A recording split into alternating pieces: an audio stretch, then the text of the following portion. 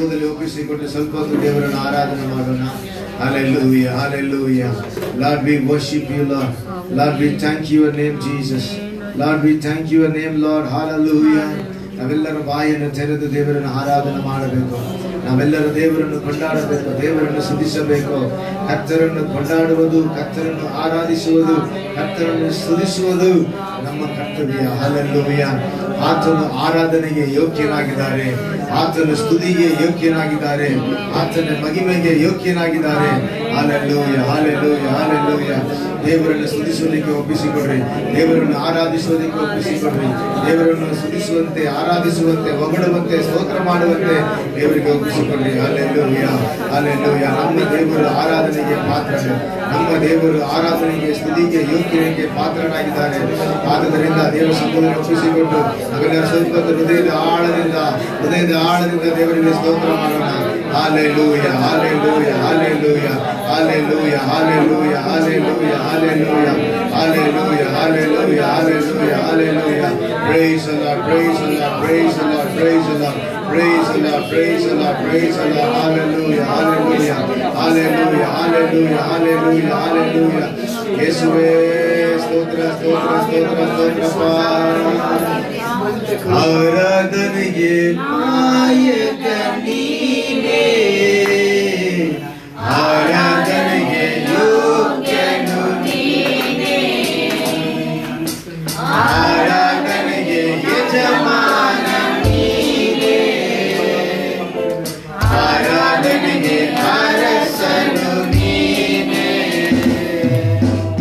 ಆರಾಧನೆಗೆ ನೀನೇ, ಆರಾಧನೆಗೆ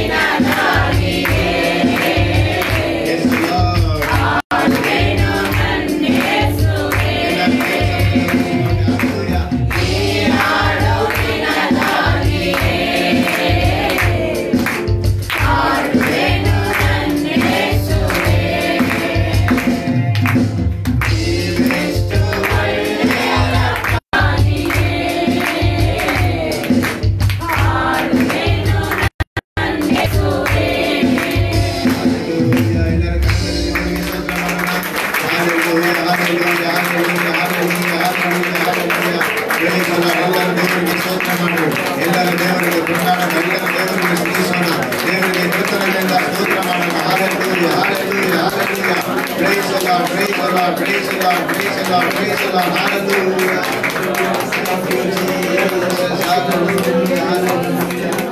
Hallelujah, hallelujah. ಬೆಳಗಿನ ಸಮಯದಲ್ಲಿ ಬೆಳವನ್ನು ನೀಡಿರುವೆ. ಬೆಳಗಿನ ಸಮಯದಲ್ಲಿ ಬೆಳವನ್ನು ನೀಡಿರುವೆ. ಸುಗವಾರೆ ಸುಗವಾರೆ ಕಾಯದಿಂದ ಸುಗವಾರೆ ನನ್ನ ಕುಟುಂಬ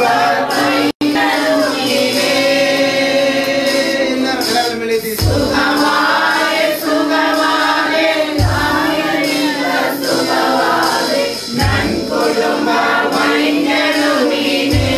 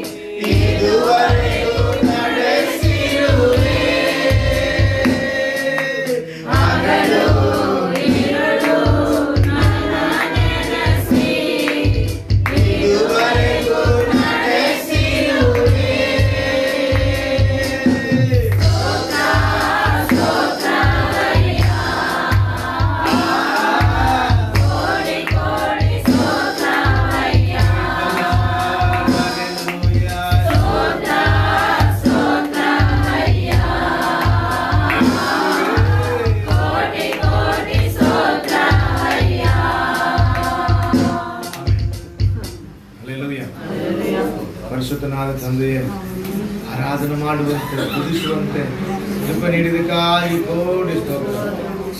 ನಿಮ್ಮನ್ನು ಸ್ತುತಿಸಿ ಆರಾಧನೆ ಮಾಡಿ ಕೊಂಡಾಡಿ ನಿಮ್ಮನ್ನು ಸ್ತೋತ್ರ ಮಾಡುವುದು ಎಷ್ಟು ಸಂತೋಷವಾಗಿದೆ. ಜೇನಕ್ಕಿಂತ ಮಧುರವಾದದ್ದು ನಿಮ್ಮ ಸಮೂಹಪ್ಪ. ಇವರೇ ನಿನ್ನ ಸಮ್ಮುಖದಲ್ಲಿ ಇರುವ ಒಂದು ದಿನ ನಮಗೆ ಅಮೂಲ್ಯವಾದದ್ದಾಗಿದೆ. ಕರೆತಂದದಕ್ಕಾಗಿ ಸ್ತೋತ್ರ. ನಮ್ಮ ಮಕ್ಕಳನ್ನು ಕರೆತಂದು ನಮ್ಮ ನಾಮವನ್ನು ಮಹಿಪಡಿಸು. ಯೇಸುವಿನ ಮುದಾದ ನಾಮದಲ್ಲಿ ನಿಮ್ಮನ್ನೇ ಆರಾಧಿಸುತ್ತೇವೆ ತಂದೆಯೇ. ಹಲ್ಲೆಲೂಯಾ. ಓಕೆ, ಕೀರ್ತನೆಯಲ್ಲಿ ನಾವು ಪಾಠವನ್ನು ಓದೋಣ.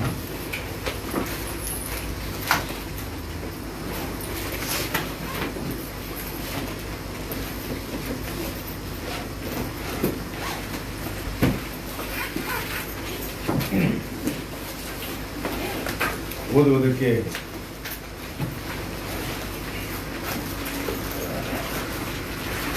ಆರಿಸಿಕೊಂಡಿರುವ ಕೀರ್ತನೆ 2 Psalm 2.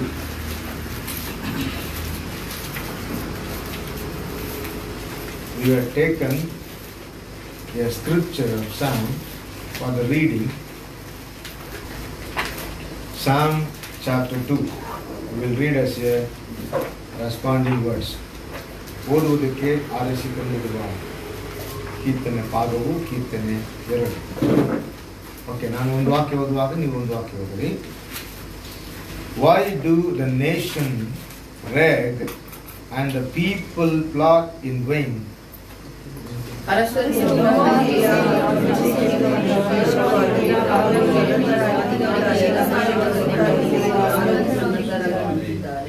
Let us burst their bonds apart and cast away their cords from us.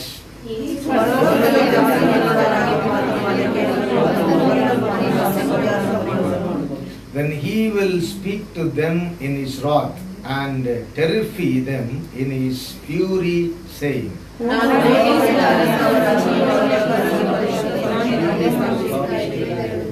I will tell of the degree. The Lord said to me, you are my son, today I have begotten you.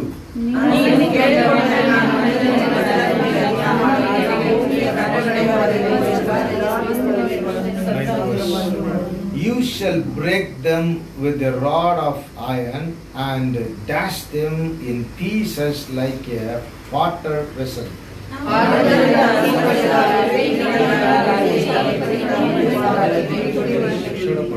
ಕೊನೆ 2 ವಾಕ್ಯ ಸೇರಿ ಓದೋಣ. 11 and 12. Serve the Lord and rejoice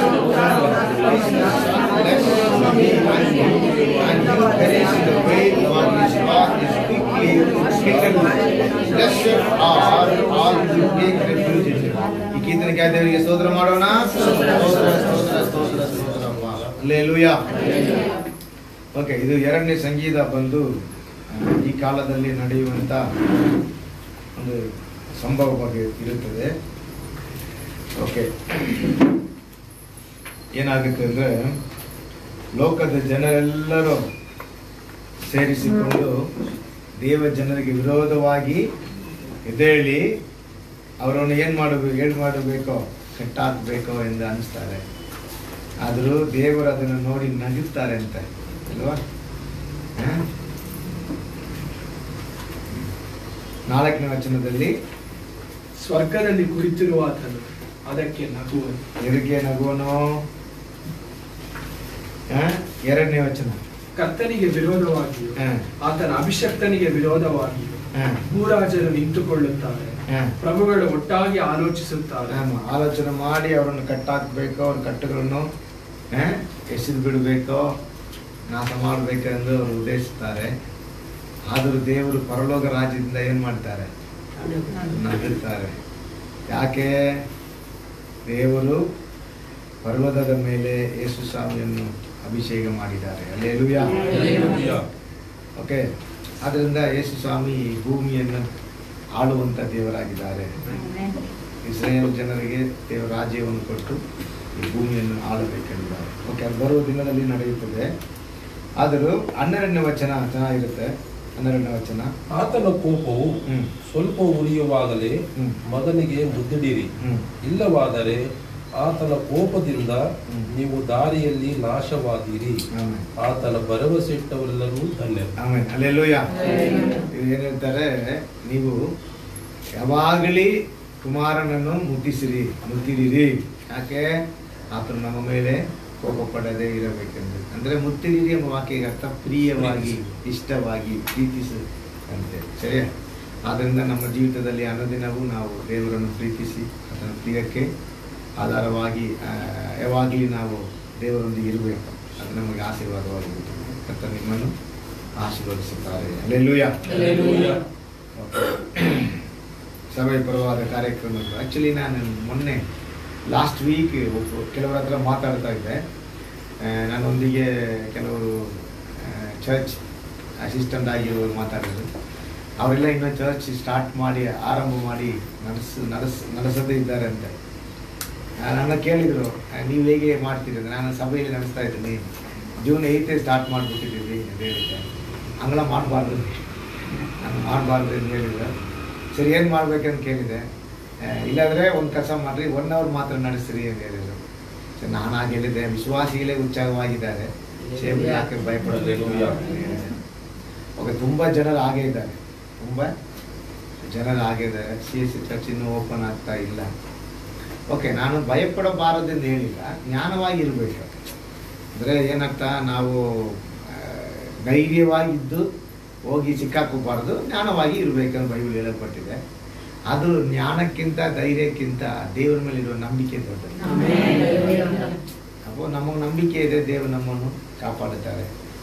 last 4-5 days Wednesday ಒಬ್ಬರು ಮನೆ ಪ್ರತಿಷ್ಠೆಗೆ ಹೋದೆ. ಅಲ್ಲಿ ಒಂದು past ಬಂದರು, ಅವ್ರ ಹೆಸರು ಫ್ರಾನ್ಸಿಸ್ ಜಾಕ್ಸನ್, ನಿಮ್ಮಲ್ಲಿ ಯಾರು ಗೊತ್ತಿಲ್ಲ. ಅವ್ರು ಬಂದು ಎದ್ದೇಳಿ ಪ್ರಸಂಗ ಮಾಡುವಾಗ ಕೊರೋನಾ ಅದು ಅದು ನಮ್ಮನ್ನು ಮುಟ್ಟೋದೇ ಇಲ್ಲ. ನಾವು ಮಾಸ್ಕ್ ಹಾಕ್ಕೊಂಡು ಹೋದೆ, ಮಾಸ್ಕ್ ತೆಗೀರಿ ಅಂತ ಹೇಳಿದ್ರು. ನನ್ನಲ್ಲ, ಇನ್ನೊಬ್ಬರನ್ನು ಹೇಳಿದ್ರು, ಮಾಸ್ಕ್ ತೆಗೀರಿ, ಯಾಕೆ ಮಾಸ್ಕ್ ಹಾಕ್ಕೊಳ್ತಾ ಇದ್ರಿ, ಕೊರೋನಾ ಅದು ನಮ್ಮನ್ನು ಮುಟ್ಟೋದಿಲ್ಲ ಅಂತ ಹೇಳಿದ್ರು. ಓಕೆ, ಅವ್ರ ನಂಬಿಕೆಗಾಗಿ ದೇವರಿಗೆ ದೇವರು ನಂಬುತ್ತಾರೆ. ನಿಜ ನಂಬಿಕೆ, ಯಾಕಂದರೆ ನಮಗೆ ದೇವರು ವಾಗ್ದಾನ ಮಾಡಿದ್ದಾರೆ, ನಮ್ಮನ್ನದು ಮುಟ್ಟದು, ಕೇಳಿ ನಿನ್ನ ಬಳಿಗೆ ಬಾರದು ಎಂದು ದೇವರು ನಮಗೆ ವಾಗ್ದಾನ ಮಾಡಿದ್ದಾರೆ.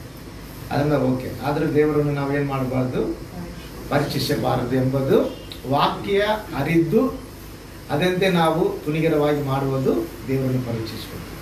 ಓಕೆ, ಅದು ನಾನು ನಂಬುತ್ತೇನೆ. ಇದುವರೆಗೆ ನಿಮ್ಮ ಎಲ್ಲರನ್ನು ದೇವರು ಕಣ್ಣಿನಿಂದ ಎಷ್ಟೋ ಜನರನ್ನು ನಮಗೆ ಗೊತ್ತಿರುವ, ನಮ್ಮ ಮುಂದೆ ನಮ್ಮ ಹಿಂದೆ 2 ಕಡೆನೂ ಪ್ರಾಬ್ಲದಿಂದ ಇರುವಾಗಲೂ ದೇವರು ನಮಗೆ ಕನಿಕರದಿಂದ ಅದರ ವಾಗ್ದಾನ ನೆರವೇರುವಂತೆ ನಮ್ಮನ್ನು ಕಾಪಾಡ್ತಾರೆ. ಹಲ್ಲೆಲೂಯಾ. ಆದ್ದರಿಂದ ಇನ್ನೂ ಹೆಚ್ಚಾಗಿ ದೇವರನ್ನು ನಾವು ಸ್ತುತಿಸಬೇಕು. ಓಕೆ, ಇಸ್ರೇಲ್ ಜನರನ್ನು ಐಗುಪ್ತ ದೇಶದಿಂದ ಕರೆತರುವಾಗ ಮೋಸೆ ಹತ್ರ ದೇವರು ಹೇಳಿದ್ದು, ನೀನು ಫರೋಹನ ಹತ್ರ ಹೋಗಿ ಹೇಳಬೇಕು, ನನ್ನನ್ನು ಆರಾಧಿಸುವುದಕ್ಕೋಸ್ಕರ ನನ್ನ ಜನರನ್ನು ಕರೆತರು. ಓಕೆ, ಹಾಗೆ ದೇವರು ಕರೆತರುವಾಗ ಮಹತ್ವವಾದ ವಂಡರ್ಸ್ ಅಂಡ್ ಸೈನ್ಸ್ ಅಲ್ಲ, ವಂಡರ್ಸ್ ಅಂಡ್ ಸೈನ್ಸ್, ಅದ್ಭುತಗಳನ್ನು ಅತಿಶಯಗಳನ್ನು ಮಾಡಿ ಇಸ್ರೇಲ್ ಜನರ ಮುಂದೆ ದೇವರು ಮಹಾ ದೊಡ್ಡ ದೇವರೆಂದು ತೋರಿಸಿ ಕರೆತಂದ್ರು. ಹಲ್ಲೆಲೂಯಾ. ಅಲ್ವಾ, ಭಯಂಕರವಾದ ಕಾರ್ಯಗಳು ದೇವರು ಮಾಡಿದ್ದಾರೆ. ಅದೇ ರೀತಿಯಲ್ಲಿ ನಮ್ಮನ್ನು ದೇವರು ಲೋಕದ ಗುಲಾಮತನದಿಂದ ನಮ್ಮನ್ನು ಕರೆತಂದಿದ್ದಾರೆ. ನಮ್ಮ ಕರೆತಂದಿದ ಉದ್ದೇಶ ನಾವು ಸಂತೋಷವಾಗಿ ಭೂಮಿಯಲ್ಲಿ ಬದುಕಬೇಕೇನಿಲ್ಲ. ಅಂದರೆ ಚೆನ್ನಾಗಿ ಹೇಳ್ತೀನಿ ನೋಡ್ರಿ, ನೀವು ಅರ್ಥ ಮಾಡ್ಕೋಬೇಕು. ನಾವೇನು ಸಫಿಷಿಯೆಂಟ್ ಆಗ್ತೀವಿ ಅಂದರೆ, ನಾವು ಯೇಸು ಸ್ವಾಮಿಯನ್ನು ಕಂಡುಕೊಂಡಿದ್ದೀವಿ, ಶ್ರೇಷ್ಠವಾದ ಸ್ಥಳಕ್ಕೆ ಬಂದಿದ್ದೀವಿ ಎಂದು ನಾವು ಇರಬಾರ್ದು. ಅಂದರೆ ಒಂದು ಶ್ರೇಷ್ಠವಾಗಿರ್ತೀವಿ ಎಂದು ಇರಬಾರ್ದು. ಓಕೆ, ದೇವರು ಕರೆದಿದ್ದಕ್ಕೆ ಉದ್ದೇಶ ದೇವರನ್ನು ಸ್ತುತಿಸಬೇಕು. ಹಲ್ಲೆಲೂಯಾ. ಹಾಗೆ ದೇವರನ್ನು ಸ್ತುತಿಸುವಾಗ, ಕೊಂಡಾಡುವಾಗ, ಆರಾಧಿಸುವಾಗ ಅದು ನಮಗೆ ಆಶೀರ್ವಾದ. ಕೆಲವು ಏನು ಮಾಡ್ತಾರೆ, ದೇವರೆಂದು ಅರಿದು ಆತನನ್ನು ಸ್ತುತಿಸದೆ, ಆತನನ್ನು ಕೊಂಡಾಡದೆ, ಬೇಡದಿರುವ ಯೋಚನೆಗಳಿಂದ ದೇವರನ್ನು ಬಿಟ್ಟು ಅಗಲಿದರು. ಆದ್ದರಿಂದ ದೇವರು ನಮ್ಮನ್ನು ಕರೆತಂದು ಇದುವರೆಗೆ ಕಾಪಾಡಿ ನಡೆಸಿದ್ದಾರೆ. ಹಾಗೆ ನಾವು ಎಷ್ಟು ಕೃತಜ್ಞತೆ ಉಳ್ಳ ಜನರಾಗಿರಬೇಕು. ಇದು ಅಂಡರ್ಸ್ಟ್ಯಾಂಡ್. ನಮಗೆ ಆ ಥರ ಯೋಚನೆ ಬರಬೇಕು. ಅಪ್ಪ, ನಾನು ನೆಮ್ಮದಿಯಾಗಿದ್ದೀನಿ ಅಂತ ಅನಿಸಿ 24 ಗಂಟೆ ನಿದ್ರೆ ಮಾಡೋದು, 24 ಗಂಟೆ ಮಾಡೋಲ್ಲ, 8 ಗಂಟೆ ನಿದ್ರೆ ಮಾಡೋದು, ಇದೇಳೋದು, ಜಾಲಿಯಾಗಿರೋದು, ನಮಗೇನು ಪ್ರಾಬ್ಲಮ್ ಇಲ್ಲ ಅಂದರೆ ನೀವು ಜೀವಿಸೋದು, ಅದಕ್ಕಾಗಿ ದೇವರು ಕರೆಯಲ್ಲ. ಅದಕ್ಕಾಗಿ ದೇವರು ನಿಮ್ಮನ್ನು ರಕ್ಷಿಸಿಲ್ಲ. ದೇವರು ರಕ್ಷಿಸಿದ ಕಾರಣ ಆತನನ್ನು ಸ್ತುತಿಸುವಂತೆ, ಆತನನ್ನು ಕೊಂಡಾಡುವಂತೆ, ಆತನನ್ನು ಮಹಿಮೆಪಡಿಸುವಂತೆ. ಹಲ್ಲೆಲೂಯಾ. ಯಾಕಂದರೆ ಎಲ್ಲ ಆಶೀರ್ವಾದಗಳು ಆತನಲ್ಲಿಯೇ ಇವೆ. ಹಲ್ಲೆಲೂಯಾ. ಹಾಗೆ ರಕ್ಷಿಸಲ್ಪಟ್ಟಿದ್ದ ಜನರು ದೇವರನ್ನು ಸ್ತುತಿಸುವುದಕ್ಕೆ, ಆರಾಧನೆ ಮಾಡುವುದಕ್ಕೆ, ಕೊಂಡಾಡುವುದಕ್ಕೆ, ಪ್ರಾರ್ಥನೆ ಮಾಡುವುದಕ್ಕೆ, ವಾಕ್ಯಗಳನ್ನು ಓದುವುದಕ್ಕೆ ನೀವು ಕಲೀರಿ. ಹೀಗೆ ಆ ಥರ ನೀವು ಜೀವಿಸಬೇಕು. ನಿಮ್ಮ ಮನೆಯಲ್ಲಿ ಇರುವ ಜಾಗದಲ್ಲಿ ನಿಮ್ಮ ಕುಟುಂಬದಲ್ಲಿ ಅಂಥವರಾಗಿ ನೀವು ಜೀವಿಸಬೇಕು. ಯಾಕಂದರೆ ನಾವು ದಾರಿಯಲ್ಲಿ ಅಲಿಯದಂತೆ ಜಾಗ್ರತೆಯಾಗಿರಬೇಕು. ದೇವರು ನಮ್ಮನ್ನು ಕೋಪ ಮಾಡುವಂಥವನಾಗಿದ್ದಾರೆ. ಕಾರಣ ನಮ್ಮ ಅಡ್ಡಚಟೆಗಳು. ಆದ್ದರಿಂದ ಯಾವಾಗಲೂ ಪ್ರಾರ್ಥನೆಯಲ್ಲಿ ಕೊನೆಯ ಕಾಲಕ್ಕೆ ನಾವು ಬಂದಿದ್ದೇವೆ. ಅದರಿಂದ ಪ್ರಾರ್ಥನಾ ಜೀವಿತ ನಮ್ಮಲ್ಲಿ ಹೆಚ್ಚಾಗಬೇಕು. ನಾನು ದೇವರ ಹತ್ರ ಕೇಳುವುದು, ದೇವರೇ ಪ್ರಾರ್ಥನೆ ಆತ್ಮದಿಂದ ನಮ್ಮನ್ನು ತುಂಬಿಸು. ಓಕೆ, ಇಲ್ಲಿ ನಿದ್ರೆ ಮಾಡಬೇಕು ಅನ್ನೋ ಅವಶ್ಯ ಇಲ್ಲ, ನಿದ್ರೆ ಮಾಡಬಾರ್ದು ಅಂತ ಹೇಳಿಲ್ಲ, ನಿದ್ರೆ ಮಾಡಬೇಕು ಅನ್ನೋದು ಅವಶ್ಯ ಇಲ್ಲ. ಸರಿಯಾ? ಬೆಳಗ್ಗೆ ಎದ್ದೇಳಿ ದೇವರ ಸಮಯದಲ್ಲಿ ಪ್ರಾರ್ಥಿಸಿರಿ. ಚರ್ಚಲ್ಲಿ ಬಂದು ಪ್ರಾರ್ಥನೆ ಮಾಡೋಕ್ಕೆ ಆಗದಿರುವಾಗ ಮನೆಯಲ್ಲಿ ಎದ್ದೇಳಿ ಪ್ರಾರ್ಥನೆ ಮಾಡ್ಬೋದು. 5 ಗಂಟೆಗೆ ಎದ್ದೇಳಿ, 6 ಗಂಟೆಗೆ ಎದ್ದೇಳಿ, 8 ಗಂಟೆವರೆಗೂ ನಿದ್ರೆ ಮಾಡಬೇಡಿ. 8 ಗಂಟೆ ನಿದ್ರೆ ಮಾಡಿದರೆ ಬೈಬಲ್ ಹೇಳುತ್ತದೆ, ದರಿದ್ರವು ದಾರಿ ರೋಡಲ್ಲಿ ಹೋಗೋ ಮಾಡಿ ಬಂದ್ಬಿಡ್ತಾನಂತೆ. ಅಲ್ಲ ಕರೆಕ್ಟಾ? ಅದನ್ನ ಅರ್ಥ. ರೋಡ್ಲಿ ಹೋಗುವ ದರಿದ್ರ ಎಲ್ಲಿ ಬರುತ್ತೆ? ಕರಿಯದಂತೆ ಬರುತ್ತೆ. ಅದನ್ನ ಅರ್ಥ. ಕರಿಯದಂತೆ ಬಂದ್ಬಿಡುತ್ತೆ. ಆಮೇಲೆ ಅವ್ರನ್ನ ಆಚೆ ತಲೆಗೆ ತುಂಬ ಕಷ್ಟ ಅಲ್ವಾ? ಆಮೇಲೆ 10 ದಿನ ಉಪವಾಸ ಇದ್ದು ತಲುಪಬೇಕನ್ಸುತ್ತೆ. ನಮ್ಮ ಮನುಷ್ಯರಿಗಿರುವ ಒಂದು ಬುದ್ಧಿಹೀನ ಕಾರ್ಯ ಅಂದರೆ, ಏಟು ಬಿದ್ದರೆ ನಮಗೇನು ಬರುತ್ತೆ? ಇದ ಮನುಷ್ಯ ಜನ್ಮ ಅನ್ಸುತ್ತೆ ಅಲ್ಲ. ಎಷ್ಟು ಬುದ್ಧಿ ಹೇಳಿದ್ರು ಕೇಳಿಲ್ಲ. ಮಳೆ ಬರುತ್ತೆ ಅಂದ್ರೆ ಈ ತಾತಾಗೆ ಏನೂ ಗೊತ್ತಿಲ್ಲ. ನೋವಾ ಕಾಲದಲ್ಲಿ ಮಳೆ ಬರುತ್ತೆ, ನೀವೆಲ್ಲ ಮೋಸವಾಗಿ ಹೋಗ್ತೀರಿ ಅವೆಲ್ಲ ನಾಗಿದ್ರು. ಬಂದ ಮೇಲೆ ಅಯ್ಯೋ ಕುಯ್ಯೋನ್ ಕತ್ತಾರಲ್ಲ, ಹೆಂಗೆ ಕತ್ತಾರೆ? ಕತ್ತಾರೆ. ಈಗೇನು ಮಾಡ್ತಾರೆ? ತಡ ನನಗೆ ಸ್ವಲ್ಪ ಓಪನ್ ಮಾಡ್ರಿ ಅಂತ ಹೇಳ್ತಾರೆ. ಸ್ವಾಮಿ ಗೊತ್ತು, ಆದ್ರಿಂದ ಅವರೇ ಲಾಕ್ ಮಾಡಿ ಎತ್ಕೊಂಡು ಹೋಗ್ಬಿಟ್ಟು. ಅರ್ಥ ಆಯ್ತಾ? ಆದ್ದರಿಂದ ದಯವಿಟ್ಟು ಚೆನ್ನಾಗಿ ಮನೆಯಲ್ಲಿ ಪ್ರಾರ್ಥನೆ ಸಮಯ ಸಿಕ್ಕುವಾಗ ಬೆಳಗ್ಗೆ ಎದ್ದೇಳಿ ಪ್ರಾರ್ಥಿಸಿ, ಕುಟುಂಬವಾಗಿ ಪ್ರಾರ್ಥಿಸಿರಿ, ರಾತ್ರಿಯಲ್ಲಿ ಪ್ರಾರ್ಥಿಸಿರಿ, ಮಲಗೋದು ಮುಂಚೆ ಪ್ರಾರ್ಥಿಸಿರಿ, ವಾಕ್ಯಗಳು ಓದಿರಿ, ತಮ್ಮನ್ನು ಒಪ್ಪಿಸಿಕೊಡ್ರಿ, ಕರ್ತನಲ್ಲಿ ಬೆಳೆಯಿರಿ, ಕರ್ತನಿಗಾಗಿ ಜೀವಿಸಿರಿ, ಪರಿಶುದ್ಧವಾಗಿ ಈ ಭೂಮಿಯಲ್ಲಿ ಬದುಕಬೇಕು. ಹಲ್ಲೆಲೂಯಾ. God bless you. ದೇವರು ನಿಮ್ಮನ್ನು ಆಶೀರ್ವದಿಸುತ್ತಾರೆ. ಓಕೆ, ಒಂದು ಸಾಕ್ಷಿ ನಾನೇ ಹೇಳ್ತೀನಿ. 10th ಬರೆದಿರೋ ನಮ್ಮ ಮಕ್ಕಳು ಒಳ್ಳೆಯ ಮಾತು ತಗೊಂಡು ಪಾಸ್ ಆಗಿದ್ದಾರೆ. That's not time. 9 o'clock ಮುಗಿಸ್ಬೇಕಾ? ಇದೆಲ್ಲ ಸರಿಯಾಗಲಿ, ಆಮೇಲೆ ನಿಮಗೆ ಸಾಕ್ಷಿಗೆ ಸಮಯ ಕೊಡ್ತೀನಿ. ನೀವು ಸಾಕ್ಷಿ ಇದು ಮಾಡಿ, ಸರಿಯಾ?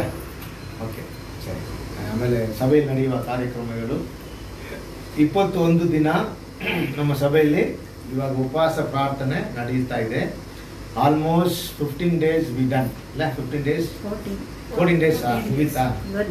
ಇವತ್ತಿಗೆ 14 ಹೌದಾ? ನೆಕ್ಸ್ಟ್ ಸಂಡೇ ಬಂದು 21. ನೆಕ್ಸ್ಟ್ ಸಂಡೇ ಬಂದು ಕೊನೆ ಆಗುತ್ತೆ. ಡೈಲಿ ಸಭೆಯಲ್ಲಿ ಪ್ರಾಯ ಇರುತ್ತೆ. 11ರಿಂದ 10 ಹೇಳಿದೆ. ಅದು ಕಾಲೇಜೆಲ್ಲ ಹೋಗ್ಬೇಕಂದು ನಾನು 11 ಮಾಡಿದೆ. ಇನ್ ಕೇಸ್ ಕಾಲೇಜಿಗೆ ಹೋಗಿ ಡೈರೆಕ್ಟಾಗಿ ಮಾಡಬೇಕಾದ್ರೆ ಕಷ್ಟ ಆಗಿಬಿಡುತ್ತೆ. ಸೊ ಅದರಿಂದ 11 ಹೇಳಿದೆ. 11ರಿಂದ 3 ಗಂಟೆವರೆಗೆ. ಓಕೆ, ನಾನು ಜಲ್ದಿ ಇರುವಾಗ ನಾನು ಜಲ್ದಿ ಬಂದುಬಿಡ್ತೀನಿ. 3 ಗಂಟೆವರೆಗೆ ಪ್ರೇಯರ್ ಇರುತ್ತೆ. ತುಂಬ ಜನ ಬರ್ತಾರೆ, ಬಂದು ಆಶೀರ್ವಾದ ಹೊಂದುತ್ತಾರೆ. ಆಲ್ಮೋಸ್ಟ್ ಡೈಲಿ ಒಂದು 8 ಜನ 10 ಜನ ಬರ್ತಾರೆ. ತುಂಬ ಸಂತೋಷ. ನಮ್ಮ ಜೀವಿತಕ್ಕೆ ಆಧಾರ ಪ್ರಾರ್ಥನೆ. ಓಕೆ, ಉಪವಾಸದಿಂದ ಪ್ರಾರ್ಥಿಸುವುದು ಒಳ್ಳೆಯದು. ಈ ಉಪವಾಸ ಪ್ರಾರ್ಥನೆ ಮುಗಿದ ಮೇಲೆ ಕೂಡ ನನಗೆ ತುಂಬ ಆಸೆ, ಎವ್ರಿ ಡೇ ಆಫ್ಟರ್ನೂನಲ್ಲಿ ಯಾರೆಲ್ಲ ಮನೇಲಿ ಇರ್ತೀರೋ ನೀವು ಸಭೆಯಲ್ಲಿ ಬಂದು ಪ್ರಾರ್ಥನೆ ಮಾಡ್ಬೋದು. ಪ್ರಾರ್ಥಿಸಿರಿ, ಯಾಕಂದರೆ ಅದು ದೇವರ ಇಷ್ಟ. ದೇವರು ನಿಮ್ಮನ್ನು ಆಶೀರ್ವದಿಸಲಿ. ಹಾಗೆ ಒಂದು ಟ್ಯೂಸ್ಡೇ ವಿಮೆನ್ಸ್ ಮೀಟಿಂಗ್ ಮಾತ್ರ ಕಟ್ ಆಗ್ತಾ ಇರುತ್ತೆ. ವೆಡ್ನೆಸ್ಡೇ ಬೈಬಲ್ ಸ್ಟಡಿ ಝೂಮಲ್ಲಿ ಇರುತ್ತೆ. ಆಮೇಲೆ Friday usually fasting pray, Sunday service. Okay, ಸರಿ. ನೆಕ್ಸ್ಟ್ ವೀಕಿಂದ ನಾನು ನಮ್ಮ ಕಾರ್ಯಗಳನ್ನು ಹೇಳ್ತೇನೆ. ದೇವರು ನಿಮ್ಮನ್ನು ಆಶೀರ್ವದಿಸಲಿ. ಓಕೆ, ಸೊ ನಾವು we going to meditate the God's word. Any announcement is that? Morning 6 to 7. Okay, last week okay morning 6 to 7 morning prayer ಇದೆ. ಆಮೇಲೆ ಆಫ್ಟರ್ನೂನ್ ಉಪವಾಸ ಪ್ರಾರ್ಥನೆ ಇದೆ. ಓಕೆ, ಈವ್ನಿಂಗ್ ಬಂದು 7 to 8 ನಾನು ಹೇಳಿದ್ದೀನಿ. ಆದರೂ ನನಗೆ ಅದಕ್ಕೆ ಇದು ಮಾಡೋಕ್ಕೆ ಕಷ್ಟ ಆಯಿತು. ಕೆಲವು ಸಮಯದಲ್ಲಿ ಆಚೆ ಹೋಗ್ಬೇಕಾಯ್ತು. ಕೆಲವರು ಪರ್ಪಸ್ಸಾಗಿ ನಮ್ಮನ್ನು ಕರೀತಾರೆ. ಪರ್ಪಸ್ಸಾಗಿ ಅಂದರೆ ಫಾಸ್ಟ್ ಬರಲೇಬೇಕಾದ್ರು. ಅದರಿಂದ ನಾನು ಹೋಗೋದಿರುವ ಕಷ್ಟ ಆಗುತ್ತೆ. ಅಂದರೆ ಚರ್ಚಿಗೆ ಕಟ್ತಾ ಇದ್ವಲ್ವ, ಅದಕ್ಕೆ ಕರೀತಾರೆ. ಆದ್ದರಿಂದ ಸಂಜೆ ಮಾತ್ರ ನಾವು ವೆಡ್ನೆಸ್ಡೇ ಬೈಬಲ್ ಸ್ಟಡಿ ಮಾಡೋಣ ಝೂಮಲ್ಲಿ, ಸರಿಯಾ? ದೇವರು ನಿಮ್ಮನ್ನು ಆಶೀರ್ವದಿಸಲಿ. Hallelujah. My God bless you. ಇವತ್ತು ಧ್ಯಾನ ಮಾಡೋಕ್ಕೆ today God given a word for meditation. John the gospel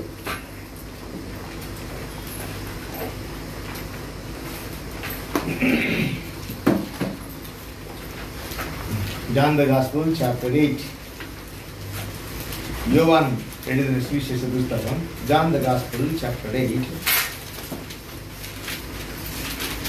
verse 25. ತರುವಾಯ ಅವರು ಆತನಿಗೆ ನೀನು ಯಾರಾಗಿದ್ದಿ ಅಂದನು. ಅದಕ್ಕೆ ಯೇಸು ಅವರಿಗೆ ಮೊದಲಿಂದಲೂ ನಾನು ನಿಮಗೆ ಹೇಳಿದನಂತಿದ್ದೇನೆ. ನಮ್ಮ ವಿಷಯವಾಗಿ ಹೇಳುವುದಕ್ಕೂ ತೀರ್ಪು ಮಾಡುವುದಕ್ಕೂ ನನಗೆ ಅನೇಕ ವಿಷಯಗಳಿವೆ.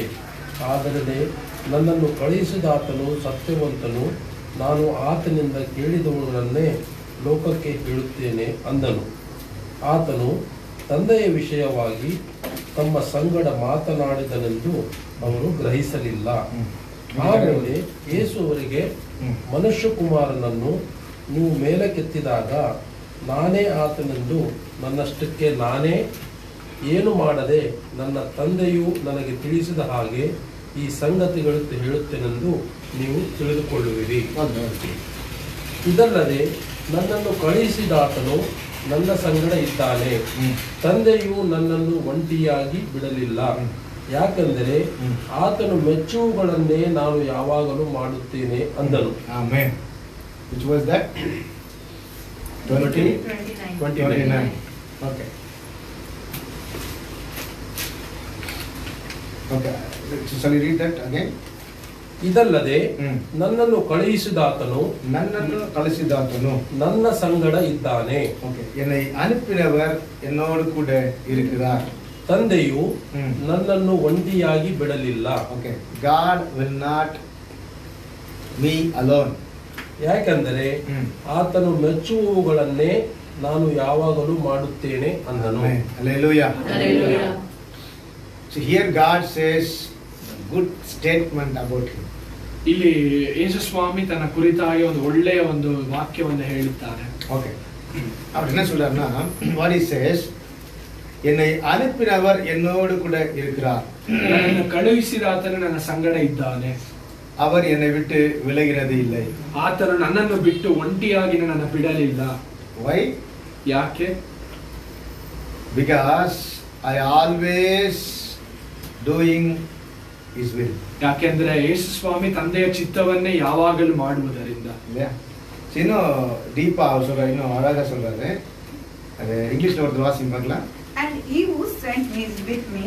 He has not left me alone, for I always do the things. Listen it.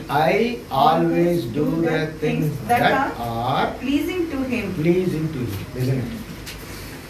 I always doing the things that are pleasing to him.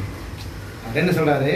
அவருக்கே எப்போதும் பிரியமானதை நான் செய்யறதுனால அவர் என்னை ಬಿಟ್ಟು ವಿಲಗಿನದೇ ಇಲ್ಲ. ಇಲ್ಲಿ ಯೇಸು ಸ್ವಾಮಿ ಹೇಳುತ್ತಾರೆ, ಆತನು ತಂದೆಯ ಇಷ್ಟವನ್ನೇ ಯಾವಾಗಲೂ ನೆರವೇರಿಸುವುದರಿಂದ ತಂದೆಗೆ ಯೇಸು ಸ್ವಾಮಿಯನ್ನು ತೊರೆದು ಬಿಟ್ಟಿಲ್ಲ. ಇನ್ನು ಕೊಂಚ ದೀಪ. Always I am doing the things that are pleasing him. ಯಾವಾಗಲೂ ತಂದೆಗೆ ಮೆಚ್ಚುವ ಕಾರ್ಯಗಳನ್ನು ನಾನು ಮಾಡುತ್ತಿದ್ದೇನೆ. அவர் என்னை விட்டு போகமாட்டார். ಆದ್ದರಿಂದ ತಂದೆ ನನ್ನನ್ನು ಬಿಟ್ಟು ಅಗಲುವುದಿಲ್ಲ. He has not left me alone. ಆತನು ನನ್ನನ್ನು ಒಂಟಿಯಾಗಿ ಬಿಡಲಿಲ್ಲ. It's a great statement, a great testimony from the Jesus Christ. ಇದು ಯೇಸು ಸ್ವಾಮಿ ತನ್ನ ಕುರಿತಾಗಿ ಒಂದು ಹೇಳುವಂತ ಒಂದು ಒಳ್ಳೆಯ ಸಾಕ್ಷಿ. Okay. See, we also have to testify, I have to given the good report about us. ನಾವು ಕೂಡ ನಮ್ಮ ಕುರಿತಾಗಿ ಒಂದು ಒಳ್ಳೆಯ ಸಾಕ್ಷಿಯನ್ನು ಕೊಡುವವರಾಗಿ ಇರಬೇಕು. See, each and every personal life we have to give a good report like this. ಅದನ್ನ ನಮ್ಮಲ್ಲಿ ಪ್ರತಿಯೊಬ್ಬರು ನಮ್ಮ ಪ್ರತ್ಯೇಕ ಒಂದು ಜೀವಿತದ ಕುರಿತಾಗಿ ಒಂದು ಒಳ್ಳೆಯ ಸಾಕ್ಷಿಯ ಕೊಡುವ ಹಾಗೆ ನಾವು ಜೀವಿಸಬೇಕು. What is this? We always do the things that are pleasing God. ಆ ಸಾಕ್ಷಿ ಏನೆಂದರೆ ನಾವು ಯಾವಾಗಲೂ ದೇವರು ಮೆಚ್ಚುವಂತವುಗಳನ್ನ ಮಾಡಬೇಕು. Okay? If you are not doing the things that are pleasing Him, definitely God will not abide with us. ನೀವು ದೇವರು ಮೆಚ್ಚುವ ಕಾರ್ಯಗಳನ್ನು ನೀವು ಮಾಡದ ಹೊರತು ದೇವರು ನಿಮ್ಮಲ್ಲಿ ಪ್ರಿಯವಾಗಿ ಇರುವುದಿಲ್ಲ. Do you understand? Listen it. Actually, you do understand God's character. ನೀವು ದೇವರ ಗುಣಗಳ ಕುರಿತಾಗಿ ತಿಳಿದುಕೊಳ್ಳಬೇಕು. ஆண்டவருடைய குணம் அப்படின்னா ஓகே ನೀವು ಅರ್ಥ ಮಾಡಿದ್ರೆ ಎರಡು ಕಾರ್ಯ சொல்றேன். ನೀವು ಅರ್ಥ ಮಾಡಿಕೊಳ್ಳುವಂತೆ ದೇವರ ಗುಣದ ಕುರಿತಾಗಿ ಎರಡು ಕಾರ್ಯಗಳನ್ನು ಹೇಳುತ್ತೆ. பிசாசு வர்றது யாருக்குமே தெரியாது. ಸೈತಾನನ ಬರುವುದು ಯಾರಿಗೂ ತಿಳಿಯುವುದಿಲ್ಲ. It doesn't understand.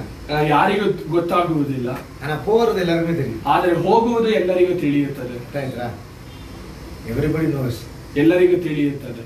வெளியே ಆಚೆ ಹೋಗುವಾಗ ಆனா ದೇವರು ಬರುವಾಗ ನಾವು ಕರೆಯದೆ ದೇವರು ಬರುವುದೇ ಇಲ್ಲ. ಆದರೆ ದೇವರನ್ನ ನಾವು ಕರೆಯುವಾಗ ದೇವರು ನಾವು ಕರೆಯದೆ ದೇವರು ನಮ್ಮೊಳಗೆ If we did not invite him, he wouldn't come. ನಾವು ಆತನನ್ನ ಕರೆಯದೆ ದೇವರು ನಮ್ಮೊಳಗೆ ಬರುವುದಿಲ್ಲ. Because he is a very respected person. ಯಾಕೆಂದರೆ ಆತನ ಒಂದು ಗೌರವವುಳ್ಳಂತ ಒಂದು ದೇವರು. Very honor person. ಆತನ ಒಂದು ಘನವುಳ್ಳಂತ ಒಂದು ದೇವರು.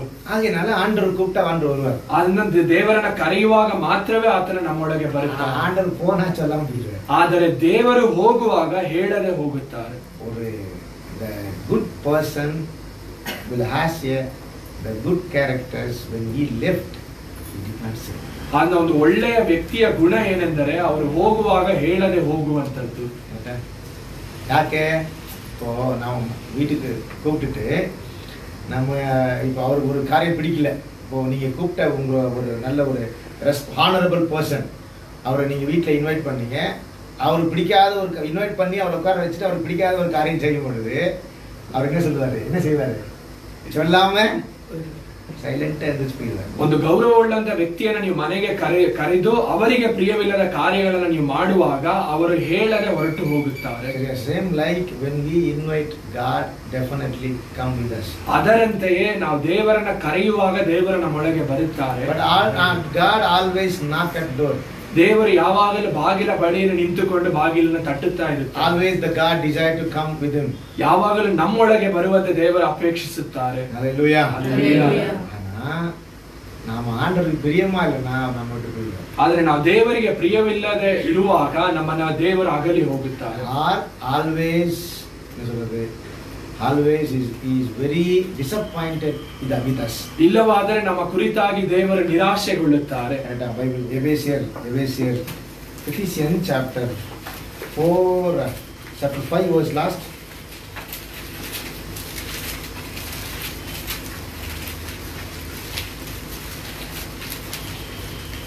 Ephesians chapter 5 verse last.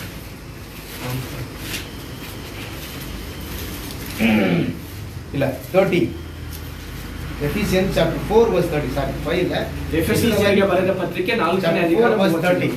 ದೇವರ ಪವಿತ್ರಾತ್ಮನನ್ನು ದುಃಖಪಡಿಸಬೇಡಿರಿ, ಆತನಲ್ಲಿಯೇ ವಿಮೋಚನೆಯ ದಿನಕ್ಕಾಗಿ ಮುದ್ರೆ ಹೊಂದಿದ್ದೀರಲ್ಲ. Amen. Okay, in English somebody read that. Do not grieve the Holy Spirit. Do not grieve. Okay. The Holy Spirit of Do not grieve. See, if God is in you, if you are not honoring Him, He is getting grieves in you. ದೇವರು ನಿಮ್ಮೊಳಗಿರುವಾಗ ನೀವು ದೇವರನ್ನ ಘನಪಡಿಸದೆ ಇರುವಾಗ ಆತನು ದುಃಖಿಸುತ್ತಾನೆ.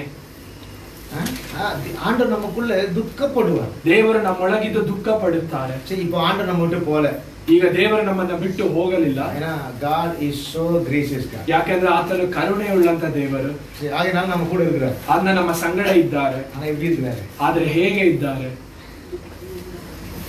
ಅಜ್ಜಾ, you know only how God is. ನಿಮ್ಮೊಳಗೆ ದೇವರು ಹೇಗೆ ಇದ್ದಾರೆ ಅಂತ ನಿಮಗೆ ತಿಳಿಯುತ್ತದೆ. ನಿಮ್ಮೊಳಗೆ ಇರುವಾಗ ದೇವರು ಹೇಗೆ ಇದ್ದಾರೆ ಅಂತ ನಿಮಗೆ ಗೊತ್ತಾಗುತ್ತದೆ. ನೀವು ದೇವರಿಗೆ ಮೆಚ್ಚುಗೆ ಆದದನ್ನು ಮಾಡುವಾಗ ದೇವರು ಸಂತೋಷ ಪಡುತ್ತಾರೆ. ನೀವು ದೇವರಿಗೆ ಪ್ರಿಯವಾಗಿಲ್ಲದೆ ಇರುವುದನ್ನು ಮಾಡುವಾಗ ದೇವರು ಆದರೆ ದೇವರು ದುಃಖ ಪಡುವಾಗ ಅದು ನಮಗೆ ಒಳ್ಳೆಯದಲ್ಲ. ಅದು ನಮಗೆ ಆಪತ್ತಾದಂತ ಒಂದು ಕಾರ್ಯ. Genesis chapter 6 verse 2, God said, I'm very grieved about I created the human. ಆದಿಕಾಂಡ 6ನೇ ಅಧಿಕಾರ 2ನೇ ವಚನದಲ್ಲಿ ದೇವರು ಹೇಳುತ್ತಾರೆ, ಮನುಷ್ಯರನ್ನ ಉಂಟು ಮಾಡಿದ್ದಕ್ಕೆ ನಾನು ನನ್ನಲ್ಲಿ ದುಃಖಿಸುತ್ತೇನೆ ಎಂದು. ಏನ ಅವರ character is very worst in the front of God. ಯಾಕಂದ್ರೆ ಮನುಷ್ಯರ ಗುಣಗಳು ದೇವರ ಮುಂದೆ ಬಹು ಕೆಟ್ಟದ್ದಾಗಿತ್ತು. ಕರೆಕ್ಟಾ? Somebody read that. ದೇವಕುಮಾರರು ಮನುಷ್ಯ ಕುಮಾರ್ತಿಯರು ಸೌಂದರ್ಯವುಳ್ಳವರಾಗಿ verse 6. ಕರ್ತನು ಭೂಮಿಯ ಮೇಲೆ ಮನುಷ್ಯರನ್ನು ಉಂಟು ಮಾಡಿದ್ದಕ್ಕೋಸ್ಕರ ಪಶ್ಚಾತ್ತಾಪ ಪಡುವಂತೆ ಅದು ಮಾಡಿತ್ತು. ಕನ್ನಡದಲ್ಲಿ ಪಶ್ಚಾತ್ತಾಪ ಅಂದ್ರೆ ಏನಂತ? ರಿಗ್ರೆಟ್ ರಿಯಲೈಸ್ ಮಾಡ್ಕೊಂಡು which is correct. Regret okay. Tamil ஒரு மாடல் போட்டிருக்கு. அவர் துக்கப்பட்டார். ஓகே, மனஸ்தாபம், மனவேதனை. What is exactly the translation from the Tamil? மனவேதனை. ಮನಸ್ತಾಪ ಅಲ್ಲ, ಮನೋವೇದನೆ. ಓಕೆ, ಮನೋವೇದನೆ. ಸಮ್ಟೈಮ್ಸ್ ನಾವು ತುಂಬ ಫ್ರೆಂಡ್ಸ್ ಇಲ್ಲ ತುಂಬ ಥಿಕ್ ಫ್ರೆಂಡ್ಸ್ ತಪ್ಪು ಮಾಡುವಾಗ ನಮಗೇನಿರುತ್ತೆ, ಯಾರು ನಮ್ಮ ತುಂಬ ಫ್ರೆಂಡ್ಸ್ ತಪ್ಪು ಮಾಡಾಗ ನಮಗೇನಿರುತ್ತೆ, ನಮ್ಮ ಒಂದು ಪ್ರಾಣ ಸ್ನೇಹಿತರು ತಪ್ಪು ಮಾಡುವಾಗ ನಮ್ಮೊಳಗೆ ಹೇಗಿರುತ್ತದೆ? மனசுக்கு மாதிரி ஏண்டா இவங்களோட ಫ್ರೆಂಡ್ಸ್ ಯಾಕೆ ಇಂಥವರ ಸಂಗಡ ಸ್ನೇಹವನ್ನ ಮಾಡಿದೆವು? ಅಪ್ಪೋ Jesus would not say openly to us, but is in the heart he always grieves, getting regret. ದೇವರು ನಮಗೆ ನೇರವಾಗಿ ಹೇಳದಿದ್ದರೂ ನಮ್ಮೊಳಗೆ ವಾಸ ಮಾಡುವಾಗ ದುಃಖದಿಂದ ಇರುತ್ತಾರೆ. See, but Jesus given a great report, given a great statement. Always I do the things that are pleasing God. ಆದರೆ ಯೇಸು ಸ್ವಾಮಿ ತನ್ನ ಕುರಿತಾಗಿ ಹೇಳುವಾಗ ಹೇಳುತ್ತಾರೆ, ನಾನು ದೇವರಿಗೆ ಮೆಚ್ಚುಗೆಯಾದ ಕಾರ್ಯಗಳನ್ನೇ ಮಾಡುತ್ತೇನೆ. So the Father of God leave me alone. ತಂದೆಯಾದ ದೇವರು ನನ್ನನ್ನು ಒಂಟಿಯಾಗಿ ಬಿಡಲಿಲ್ಲ. It's mean of that always the Father of God wants to be with Jesus Christ, because Jesus always do the things that are pleasing God.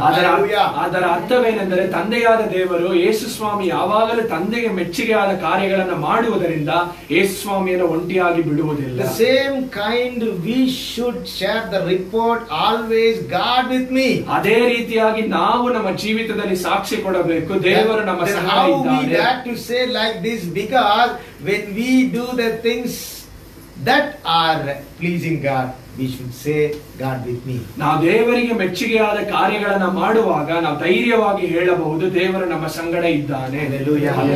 These things we need to confirm. ಅದರಿಂದ ಈ ಕಾರ್ಯವನ್ನು ನಾವು ಈ ದಿನ ನಮ್ಮಲ್ಲಿ ದೃಢಪಡಿಸಿಕೊಳ್ಳಬೇಕು. These things we need to commit to the Lord. ಈ ದಿನ ನಾವು ಈ ಕಾರ್ಯದಲ್ಲಿ ನಾವು ದೇವರಿಗೆ ನಮ್ಮನ್ನು ಒಪ್ಪಿಸಿಕೊಡಬೇಕು. We need to take decision to the Lord. ಈ ಕಾರ್ಯದ ಕುರಿತಾಗಿ ಈ ದಿನ ನಾವು ಒಂದು ತೀರ್ಮಾನವನ್ನು ತೆಗೆದುಕೊಳ್ಳಬೇಕು. Hallelujah. Is a big questions to the church. ಇದು ಒಂದು ಸಭೆಗೆ ಒಂದು ದೇವರು ಕೇಳುವಂತ ಒಂದು ದೊಡ್ಡ ಪ್ರಶ್ನೆ. How God be in you? ದೇವರು ನಿಮ್ಮಲ್ಲಿ ಹೇಗೆ ಇದ್ದಾರೆ? Anybody saying it's a good report? ಯಾರಾದರೂ ಒಂದು ಒಳ್ಳೆಯ ರೀತಿಯಾಗಿ ಹೌದು ಇದ್ದಾರೆ ಎಂದು ಹೇಳಬಹುದಾ? The Bible says how God is delighting in you, because when you do that, pleasing with God. ಸತ್ಯವೇದವು ಹೇಳುವಂತೆ ಕರ್ತನಿಗೆ ಮೆಚ್ಚುಗೆಯಾದ ಕಾರ್ಯಗಳನ್ನು ಮಾಡುವಾಗ ಕರ್ತನು ನಮ್ಮಲ್ಲಿ ಸಂತೋಷಿಸುತ್ತಾರೆ. Amen. Hallelujah. இயேசு சுவாமி வாழ்க்கையில ஆண்டவர் ஃபர்ஸ்ட் கிளாஸா ரிப்போர்ட் இந்த வசனம் படிச்சப்ப அதுக்கப்புறம் படிக்கிறது எனக்கு ஸ்டாப் ஆயிடுச்சு. அதுக்கப்புறம் மேல போகல. இந்த வசனம் எனக்கு பேசிட்டே இருந்துச்சு. நீ ஆண்டவருக்கு பிரியமாய் நடக்கிறாய். ಈ ವಾಕ್ಯವನ್ನು ಓದುವಾಗ ಈ ವಾಕ್ಯದ ನಂತರ ಮುಂದೆ ಓದುವುದಕ್ಕೆ ಇಷ್ಟ ಆಗಲಿಲ್ಲ. ಆದ್ರೆ ವಾಕ್ಯ ಕೇಳುತ್ತಿತ್ತು, ನಾವು ದೇವರಿಗೆ ಮೆಚ್ಚುಗೆ ಆಗಿ ಆಂಡವರ್ ನಮಗೆ ಪ್ರಿಯಮ ಇರ್ತಾರಾ? ದೇವರು ನಮ್ಮನ್ನು ನೋಡಿ ಮೆಚ್ಚುತ್ತಾರೆ. Israeli God always pleasing to you, always enjoying to you. ದೇವರು ನಿಮ್ಮಲ್ಲಿ ಯಾವಾಗಲೂ ಸಂತೋಷಿಸುತ್ತಾರಾ? சரி, isn't it? ஒரு காரியம் நம்மள்ட்ட கேட்கணும்னு நினைச்சோம். ஆண்டவர் எப்போது நம்மோடு சந்தோஷமா இருக்கிறாரா? இன்னொரு காரியம், ஆண்டவர் உங்களை சந்தோஷமா வச்சுக்கிறாரா? Are you really good in God? ದೇವರು ನಿಮ್ಮನ್ನು ಸಂತೋಷವಾಗಿ ಇಟ್ಟುಕೊಂಡಿದ್ದಾರಾ? Yes, we said good. He always providing our needs. ದೇವರು ಯಾವಾಗಲೂ ನಮ್ಮ ಅಗತ್ಯತೆಗಳನ್ನು ಸಂಧಿಸುತ್ತಿದ್ದಾರೆ. When we are wicked, ನಾವು ದುಷ್ಟರಾಗಿ ಇರುವಾಗಲೂ ಕೂಡ, when we are wicked, when we are despise the Lord, but God is good to us. ನಾವು ದೇವರನ್ನ ನಿರಾಕರಿಸುವಂತ ಸಂದರ್ಭದಲ್ಲಿ, ದುಷ್ಟರಾಗಿರುವ ಸಂದರ್ಭದಲ್ಲಿಯೂ ಕೂಡ ದೇವರು ನಮಗೆ ಒಳ್ಳೆಯವರಾಗಿದ್ದಾರೆ. ஆண்டவர் நமக்கு நல்லா இருக்கிறாரு. ದೇವರು ನಮಗೆ ಒಳ್ಳೆಯವರಾಗಿದ್ದಾರೆ. ನಾವು ಕೇಳ್ವಿ நீங்க ஆண்டவர்ட்ட இல்லனா நம்ம கிட்ட ஆண்டவர் எப்படி இருக்காரு? ಆದ್ರೆ ಪ್ರಶ್ನೆ ನಮ್ಮ ಕುರಿತಾಗಿ ದೇವರು ಹೇಗಿದ್ದಾರೆ? கிறிஸ்தவ கிட்ட கேட்கிற ஒரு பெரிய கேள்வி அது. ಎಲ್ಲಾ ಕ್ರೈಸ್ತರ ಬಳಿಯಲು ಕೇಳಬಹುದಾದ ಒಂದು ದೊಡ್ಡ ಪ್ರಶ್ನೆ. எல்லாரும் சொல்ற சாட்சி, கர்த்தர் எனக்கு இதை செஞ்சாரு, see God had done this thing, that things ಹೇಳ್ತಾರಲ್ವಾ, இதை செஞ்சாரு. இப்போ சாட்சி சொன்னா நிறைய பேர் சாட்சி சொல்றாங்க, எனக்கு பிரச்சனை ஆயிடுச்சு ஆண்டவர் சரி பண்ணாரு. ಅನೇಕರು ಕೇಳುವಾಗ ಸಾಕ್ಷಿಗಳನ್ನ ಹೇಳುತ್ತಾರೆ, ನನಗೆ ತೊಂದರೆ ಆಯಿತು, ದೇವರು ಸಹಾಯ ಮಾಡಿದ್ದಾರೆ. ಯೇಸುವಿನ ಟೆಸ್ಟಿಮನಿ எப்படி இருக்குது? ಆದ್ರೆ ಯೇಸು ಸ್ವಾಮಿಯ ಒಂದು ಸಾಕ್ಷಿ ಹೇಗಿದೆ? ನಾನು ಅವರಿಗೆ ಪ್ರಿಯமா இருக்கிறேன், ನಾನು ತಂದೆಗೆ ಮೆಚ್ಚುಗೆ ಆದದನ್ನ ಮಾಡುತ್ತೇನೆ. See, this thing should be come. ಈ ಕಾರ್ಯವು ನಮ್ಮಲ್ಲಿ ಬರಬೇಕು. Hallelujah. Hallelujah. See, the testimony is what? This thing is the real testimony. ಈ ನಿಜವಾದ ಸಾಕ್ಷಿ ಏನೆಂದರೆ ಈ ರೀತಿಯಾದಂತ ಒಂದು ಸಾಕ್ಷಿ. ನಾನು ஆண்டவருக்கு பிரியமா இருக்கிறேன், ஆண்டவர் மனசு எப்பொழுது சந்தோஷப்படுத்துறாங்க. சர்ச்சில் கேட்டா எத்தனை பேர் இந்த சாட்சி சொல்றாங்க? ನಾನು ದೇವರಿಗೆ ಪ್ರಿಯವಾಗಿ ಜೀವಿಸುತ್ತೇನೆ, ದೇವರಿಗೆ ಸಂತೋಷವಾಗಿದ್ದೇನೆ ಅಂತ ಕೇಳುವಾಗ ಎಷ್ಟು ಜನ ಸಭೆಯಲ್ಲಿ ಸಾಕ್ಷಿ ಹೇಳಬಹುದು? But today God need that confirmation. ಆದ್ರೆ ಈ ದಿನ ನಿಮ್ಮ ಬಳಿಯಿಂದ ದೇವರಿಗೆ ಆ ಒಂದು ಪ್ರಶ್ನೆಗೆ ಒಂದು ಉತ್ತರ ಬೇಕು. Need that conscience. ನಿಮ್ಮ ಮನಸ್ಸಾಕ್ಷಿ ಏನು ಹೇಳುತ್ತದೆ? ನಿಮ್ಮ ಮನಸ್ಸಾಕ್ಷಿ ಈ ರೀತಿಯಾಗಿರಬೇಕು. I always do the things that are pleasing God. ನಾನು ಯಾವಾಗಲೂ ದೇವರು ಮೆಚ್ಚುವಂತ ಕಾರ್ಯಗಳನ್ನೇ ಮಾಡುತ್ತೇನೆ. ಸಂತೋಷ, ಎಷ್ಟು ಜನರಿಗೆ ಸಂತೋಷ?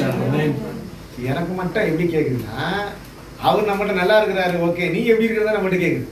ವಾಕ್ಯವು ಏನು ಕೇಳುತ್ತದೆ ಅಂದ್ರೆ, ದೇವರು ನಮಗೆ ದೇವರು ಒಳ್ಳೆಯವರಾಗಿದ್ದಾರೆ, ಆದ್ರೆ ದೇವರಿಗೆ ನಾವು ಹೇಗಿದ್ದೇವೆ?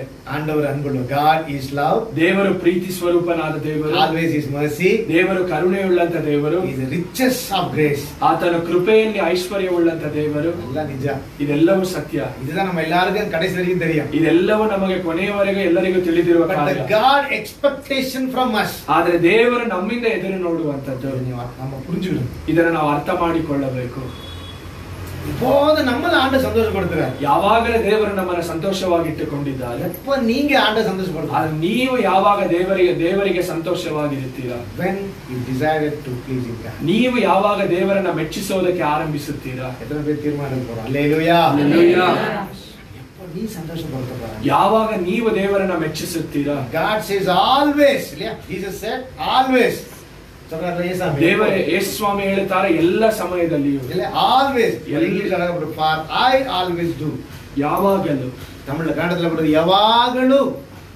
See, in our every corner we desire to pleasing God. ನಾವು ನಮ್ಮ ಜೀವಿತದ ಪ್ರತಿಯೊಂದು ಮೂಲೆಯಲ್ಲಿಯೂ ದೇವರನ್ನ ಮೆಚ್ಚಿಸುವುದಕ್ಕೆ ನಾವು ಪ್ರಯತ್ನಿಸಬೇಕು. Full of commit. ನಾವು ಪರಿಪೂರ್ಣವಾಗಿ ಒಪ್ಪಿಸಿಕೊಟ್ಟು ಮಾಡಬೇಕು. Jesus Christ always, all the time he commit to Father. ಯೇಸು ಸ್ವಾಮಿ ಎಲ್ಲ ಸಮಯದಲ್ಲಿಯೂ ಎಲ್ಲ ವೇಳೆಯಲ್ಲೂ ತಂದೆಗೆ ತನ್ನನ್ನು ಒಪ್ಪಿಸಿಕೊಟ್ಟಿದ್ದಾರೆ. ನಾವು ದೇವರ ಮಕ್ಕಳಾಗಿರುವುದಾದರೆ ನಾವು ದೇವರಿಗೆ ಒಪ್ಪಿಸಿಕೊಟ್ಟು ಜೀವಿಸಬೇಕು. ನಾವು ಧೈರ್ಯವಾಗಿ ಹೇಳುವವರಾಗಿರಬೇಕು. ನಾ ದೇವರನ್ನ ಯೇಸು ಸ್ವಾಮಿಯನ್ನ ಮೆಚ್ಚಿಸುವಂತ ಮಗನಾಗಿದ್ದೇನೆ. Today God wants to speak this word to you. ಅಂದ ಈ ದಿನ ದೇವರ ಸಭೆಗೆ ಈ ವಾಕ್ಯದ ಮೂಲಕ ಮಾತನಾಡುವುದಕ್ಕೆ ಇಷ್ಟಪಡುತ್ತಾರೆ. We just pray for 2 minutes. ಈ ಕಾರ್ಯದ ಕುರಿತಾಗಿ ನಾವು 2 ನಿಮಿಷ ಪ್ರಾರ್ಥಿಸೋಣ. ಕಣ್ಣು ಮುಚ್ಚೋಣ. ನಮ್ಮ ಕಣ್ಣುಗಳನ್ನು ಮುಚ್ಚಿ ನಾವು ಪ್ರಾರ್ಥಿಸೋಣ. Now God given us 1 minute or 2 minutes. ಈಗ 2 ನಿಮಿಷ ದೇವರು ನಮಗೆ ಕೊಟ್ಟಿದ್ದಾರೆ. Your whole heart, you open your heart, you open your mind to take the decision really. ನಿಮ್ಮ ಮನಸ್ಸುಗಳನ್ನ, ನಿಮ್ಮ ಮನ ಕಣ್ಣುಗಳನ್ನ ತೆರೆದು ದೇವರ ಬಳಿಯಲ್ಲಿ ಕೇಳಿರಿ, ಒಂದು ತೀರ್ಮಾನವನ್ನು ತೆಗೆದುಕೊಳ್ಳುವಂತೆ. Whole heart, ನಿಮ್ಮ ಪೂರ್ಣ ಹೃದಯದಿಂದ, Lord, ದೇವರೇ, today you give me utterance to take the decision to please you. ದೇವರೇ, ಈ ದಿನ ನಿಮ್ಮನ್ನ ಮೆಚ್ಚಿಸುವಂತೆ ಒಂದು ತೀರ್ಮಾನವನ್ನು ತೆಗೆದುಕೊಳ್ಳುವಂತೆ ನಮಗೆ ಸಹಾಯ ಮಾಡಿರಿ. Lord, in our whole heart confess myself. ದೇವರೇ, ನಮ್ಮ ಪೂರ್ಣ ಹೃದಯದಿಂದ ನಾವು ಒಪ್ಪಿಕೊಳ್ಳುತ್ತೇವೆ. ದೇವರೇ, Lord, nobody knows me. Always I pray that I wanted to please to you, Lord. ದೇವರೇ, ನಾವು ಯಾವಾಗಲೂ ಯಾರಿಗೆ ತಿಳಿದಿಲ್ಲ, ಆದರೆ ನಿಮಗೆ ಮೆಚ್ಚುಗೆ ಆಗಿರುವಂತೆ ನಾವು ನಿಮ್ಮನ್ನ ಕೇಳಿಕೊಳ್ಳುತ್ತೇವೆ. ಆದ್ರೆ ನಮ್ಮಿಂದ ಸಾಧ್ಯವಾಗುತ್ತಿಲ್ಲ ದೇವರೇ. Beg you, Lord, give me a help to do this. ಆದ್ರೆ ಈ ದಿನ ನಿಮ್ಮ ಬಳಿಯಲ್ಲಿ ಬೇಡುತ್ತೇವೆ ದೇವರೇ, ಇದನ್ನ ಮಾಡುವಂತೆ ನಮಗೆ ಸಹಾಯ ಮಾಡಿ. ನಾವು ದೇವರನ್ನ ಕೇಳೋಣ, ದೇವರೇ ಸಹಾಯ ಮಾಡಿದೆ. ನಾನು இயேசு சாமி போல ஒரு நல்ல ரிப்போர்ட் தருவேன். நான் சொன்னேன், எப்போது தேவன் என் கூட இருக்கிறாரு, ஏன்னா நான் எப்போதும் அவருக்கு பிரியமா நடக்கிறேன்னு ஒரு ಮನಸ್ಸಾಕ್ಷಿ, ஒரு நல்ல ஒரு ರಿಪೋರ್ಟ್ எனக்கு தாங்க. ದೇವರೇ, ನಾವು ಯೇಸು ಸ್ವಾಮಿ ಅಂತ ದೇವರಿಗೆ ಮೆಚ್ಚುಗೆ ಆದದನ್ನೇ ಮಾಡುತ್ತೇವೆ ಎಂದು ಹೇಳುವ ಒಂದು ಮನಸ್ಸಾಕ್ಷಿಯನ್ನ ನಮಗೆ ಕೊಡಿರಿ ದೇವರೇ. ಧ್ಯಾನ ಮಾಡೋದಕ್ಕೆ ಈ ವಾಕ್ಯಗಳನ್ನ ಧ್ಯಾನ ಮಾಡುವಂತೆ ನಮಗೆ ಸಹಾಯ ಮಾಡಿ. ಯೇಸು ನಾಮದಲ್ಲಿ ಪಿತಾವೇ, ಯೇಸುವಿನ ನಾಮದಲ್ಲಿ ತಂದೆ. ಆಮೆನ್. ಹಲ್ಲೆಲೂಯಾ. ನಾನು ನಂಬುறேன் நீங்க எல்லாரும் உண்மையிலே ஜெபம் பண்ணிருக்கீங்க. ನಾವು ನಂಬುತ್ತೇವೆ ನೀವು ನಿಜವಾಗಿ ಪ್ರಾರ್ಥಿಸುತ್ತೀರಾ. ಹಲ್ಲೆಲೂಯಾ. ಓಕೆ, சரி. ಯೇಸು ಕ್ರಿಸ್ತನ ಕುರಿತು ஒரு ಫೋರ್ಟೋಲ್ಡ್ இருக்கு. ಯೇಸು ಕ್ರಿಸ್ತನ ಕುರಿತಾಗಿ ಒಂದು ಮುಂತಿಳಿಸಿದ ಒಂದು ಕಾರ್ಯ ಇದೆ. அவர் வந்து பிதாவுக்கு எப்படி இருப்பாரு, ಆತನ ತಂದೆಗೆ ಹೇಗೆ ಇರುತ್ತಾರೆ ಎಂದು ಹೇಳಿ. ಓಕೆ, ಅದು நம்ம பார்த்துட்டு முன்னாடி போவோம். ಆ ಕಾರ್ಯವನ್ನು ಓದಿ ನಾವು ಐಸಾಯ ಚಾಪ್ಟರ್ 42 ವರ್ಸ್ 1. ಯೆಶಾಯನ ಪ್ರವಾದನೆ ಪುಸ್ತಕ 42ನೇ ಅಧಿಕಾರ 1ನೇ ವಚನ. ಇಗೋ, ನಾನು ಆಧಾರವಾಗಿರುವ ನನ್ನ ಸೇವಕನು, ನಾನು ಆದುಕೊಂಡವನಲ್ಲಿ ನನ್ನ ಆತ್ಮವು ಆನಂದಿಸುವುದು. ನನ್ನ ಆತ್ಮವನ್ನು ಅವನ ಮೇಲೆ ಸುರಿಸಿದ್ದೇನೆ, ಅವನು ಅನ್ಯ ಜನಾಂಗಗಳಿಗೆ ನ್ಯಾಯ ತೀರಿಸುವನು. அல்லேலூயா. அல்லேலூயா. அவர் இயேசுசாமி சொல்றாரு, இயேசுசாமி யாரு, அவர் தெரிந்து கொண்ட அவருடைய தாசன். ಯೇಸು ಸ್ವಾಮಿಯ ಕುರಿತಾಗಿ ಇಲ್ಲಿ ಪ್ರವಾದನೆ ಹೇಳಲ್ಪಟ್ಟಿದೆ. ಯೇಸು ಸ್ವಾಮಿ ಯಾರೆಂದ್ರೆ ಆತನು ತಿಳಿದುಕೊಳ್ಳಲ್ಪಟ್ಟ ಸೇವಕನು. அவர் தேவனுடைய ஆத்மாவுக்கு பிரியமான, ಆತನ ದೇವರ ಆತ್ಮಕ್ಕೆ ಆನಂದ ಪಡುವ ಹಾಗೆ ಜೀವಿಸುವಂತವರು. ಹಲ್ಲೆಲೂಯಾ. இது தேவன் கொடுத்த ஒரு ஸ்டேட்மெண்ட். ಇದು ದೇವರು ಕೊಟ್ಟಿರುವಂತ ಒಂದು ಸಾಕ್ಷಿ. அவர் எப்போதும் எனக்கு பிரியமா தான் இருப்பாரு. ಆತನು ಯಾವಾಗಲೂ ನನಗೆ ಪ್ರಿಯವಾಗಿ ಇರುತ್ತಾರೆ. You are my servant whom I uphold, my chosen, in whom my soul delights. ನಾನು ಆಧಾರವಾಗಿರುವ ನನ್ನ ಸೇವಕನು, ನಾನು ಆದುಕೊಂಡವನನ್ನು ನನ್ನ ಆತ್ಮವು ಆನಂದಿಸುವುದು. Amen. Hallelujah. Hallelujah. You know, one more verse, we'll read that. Isaiah chapter 42 verse 21. ಯೆಶಾಯನ ಪ್ರವಾದನೆ 42ನೇ ಅಧಿಕಾರ 21ನೇ ವಚನ. ಕರ್ತನು ಆತನ ನೀತಿಗೋಸ್ಕರ ಬಹಳವಾಗಿ ಮೆಚ್ಚುವನು, ಆತನು ನ್ಯಾಯ ಪ್ರಮಾಣವನ್ನು ಹೆಚ್ಚಿಸಿ ಘನಪಡಿಸುವನು. ಆಮೆನ್. ಹಲ್ಲೆಲೂಯಾ. ಹಲ್ಲೆಲೂಯಾ. ಓಕೆ, ಅಪ್ಪ ನೀತಿನ ಇಸ್ ಲೈಫ್. ನೀತಿ ಎಂದು ಹೇಳುವಾಗ ಅದು ಜೀವಿತದ ಕುರಿತಾಗಿ ಹೇಳಲ್ಪಟ್ಟಿದೆ. ನೀತಿನ வாழ்க்கை, ನಮ್ಮ ಜೀವಿತದ ಕುರಿತಾಗಿ. The Lord was pleased for his righteousness sake. ಆತನ ನೀತಿಗೋಸ್ಕರ ಬಹಳವಾಗಿ ಮೆಚ್ಚುವನು. அப்ப நம்முடைய வாழ்க்கை நிமித்தம் யாரு சந்தோஷப்படுவாரு? ನಮ್ಮ ಜೀವಿತದ ನಿಮಿತ್ತ ಯಾರು ಸಂತೋಷ ಪಡುತ್ತಾರೆ? தேவன். ஹல்லேலூயா. சொல்றாரு, அவருடைய வாழ்க்கை, அவருடைய நீதி, அவர் அந்த அவருடைய லைஃப் எப்படி இருக்கும்? ரைச்சஸ்னஸா இருக்கும். ಆತನ ಜೀವಿತ ದೇವರಿಗೆ ಮೆಚ್ಚುಗೆಯಾಗಿ ನೀತಿ ಉಳ್ಳದಾಗಿ ಇರುತ್ತದೆ. ஆண்டு சந்தோஷப்படுவார். அந்த ದೇವರು ಸಂತೋಷ ಪಡುತ್ತಾರೆ. ಆಮೇಲೆ ಇನ್ನೊಂದು one more things I want to read that. Matthew chapter 3 verse 17. ಮತ್ತಾಯನ ಸುವಾರ್ತೆ 3ನೇ ಅಧಿಕಾರ 17ನೇ ವಚನ.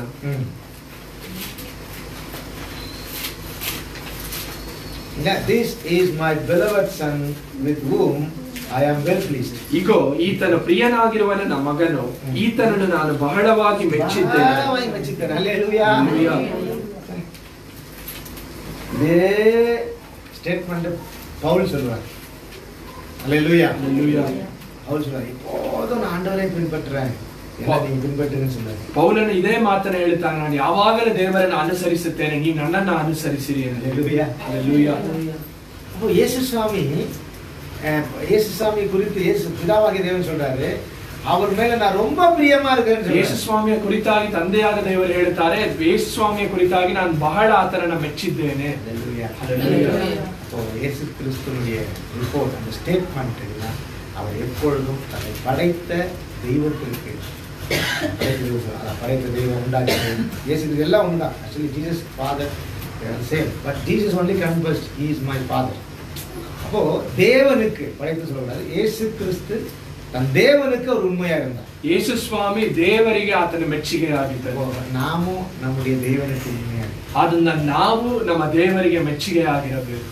சரி, ஆண்டவர் நமக்கு எல்லா தரத்துக்கு அவருக்கு ஏபிள், அவருக்கு தகுதி இருக்குது. ದೇವರು ನಮಗೆ ಎಲ್ಲವನ್ನ ಒದಗಿಸೋದಕ್ಕೆ ದೇವರು ಶಕ್ತನಾಗಿದ್ದಾನೆ. ஆண்டவர் நம்மிடத்தில் எதிர்பார்க்கிறது, ಆದರೆ ದೇವರು ನಮ್ಮಿಂದ ಎದುರು ನೋಡುವುದು ಯಾವುದು? நாம் அவருக்கு பிரியமாக, ನಾವು ದೇವರಿಗೆ ಪ್ರಿಯವಾಗಿ ಜೀವಿಸುವ. அப்போ ஆண்டவரிடம் பெறுவதற்கு நம்ம தயாரா இருக்கிறோம். ನಾವು ದೇವರಿಂದ ಹೊಂದುವಂತೆ ಸಿದ್ಧವಾಗಿದ್ದೇವೆ. ஏன்னா அதுதான் நம்ம சாட்சி நினைச்சிட்டு இருக்கோம். ಯಾಕೆಂದ್ರೆ ಅದೇ ನಮ್ಮ ಸಾಕ್ಷಿ ಎಂದು ನಾವು ನೆನೆಸಿದ್ದೇವೆ. We always mean that which is the testimony. See, when we got that things from which from God, this is the testimony. Always we mind it. ನಾವು ಯಾವಾಗಲೂ ನೆನೆಸುವಂತದ್ದು ದೇವರಿಂದ ನಾವು ಪಡೆದುಕೊಂಡ ಕಾರ್ಯವನ್ನು ಹೇಳುವಂತದ್ದು ಸಾಕ್ಷಿ ಎಂದು ಹೇಳಿ.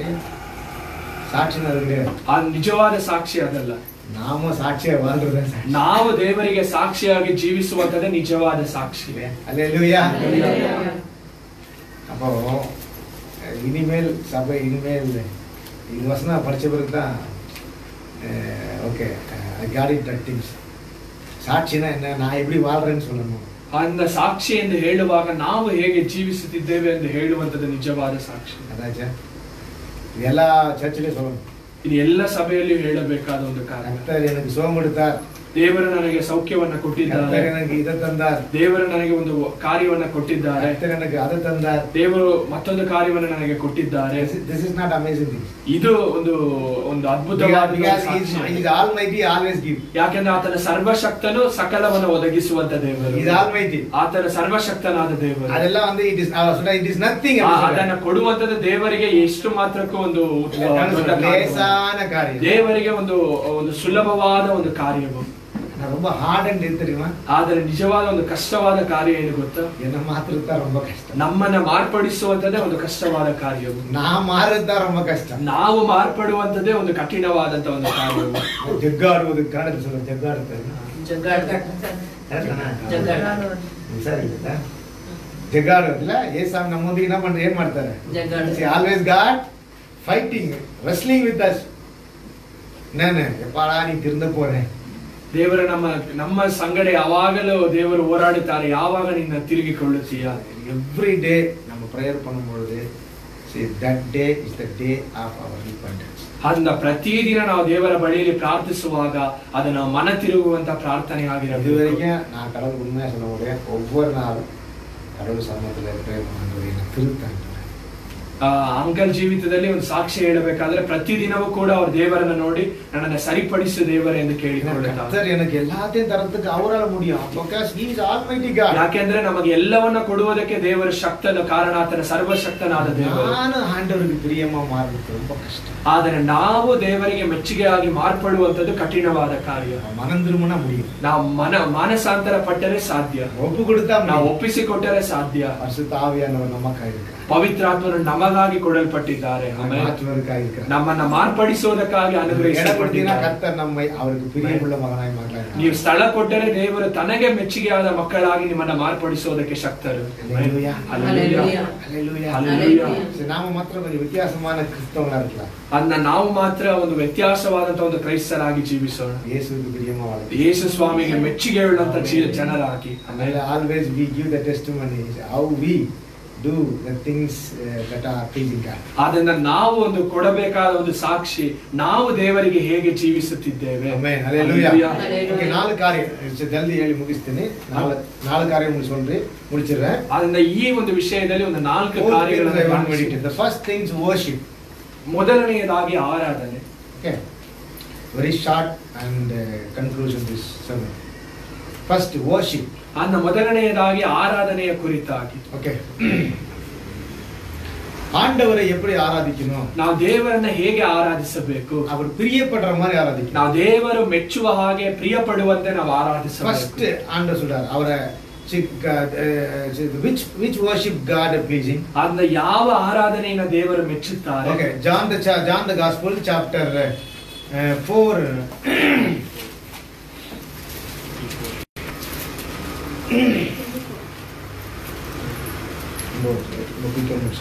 John the Gospel chapter 4 தானே,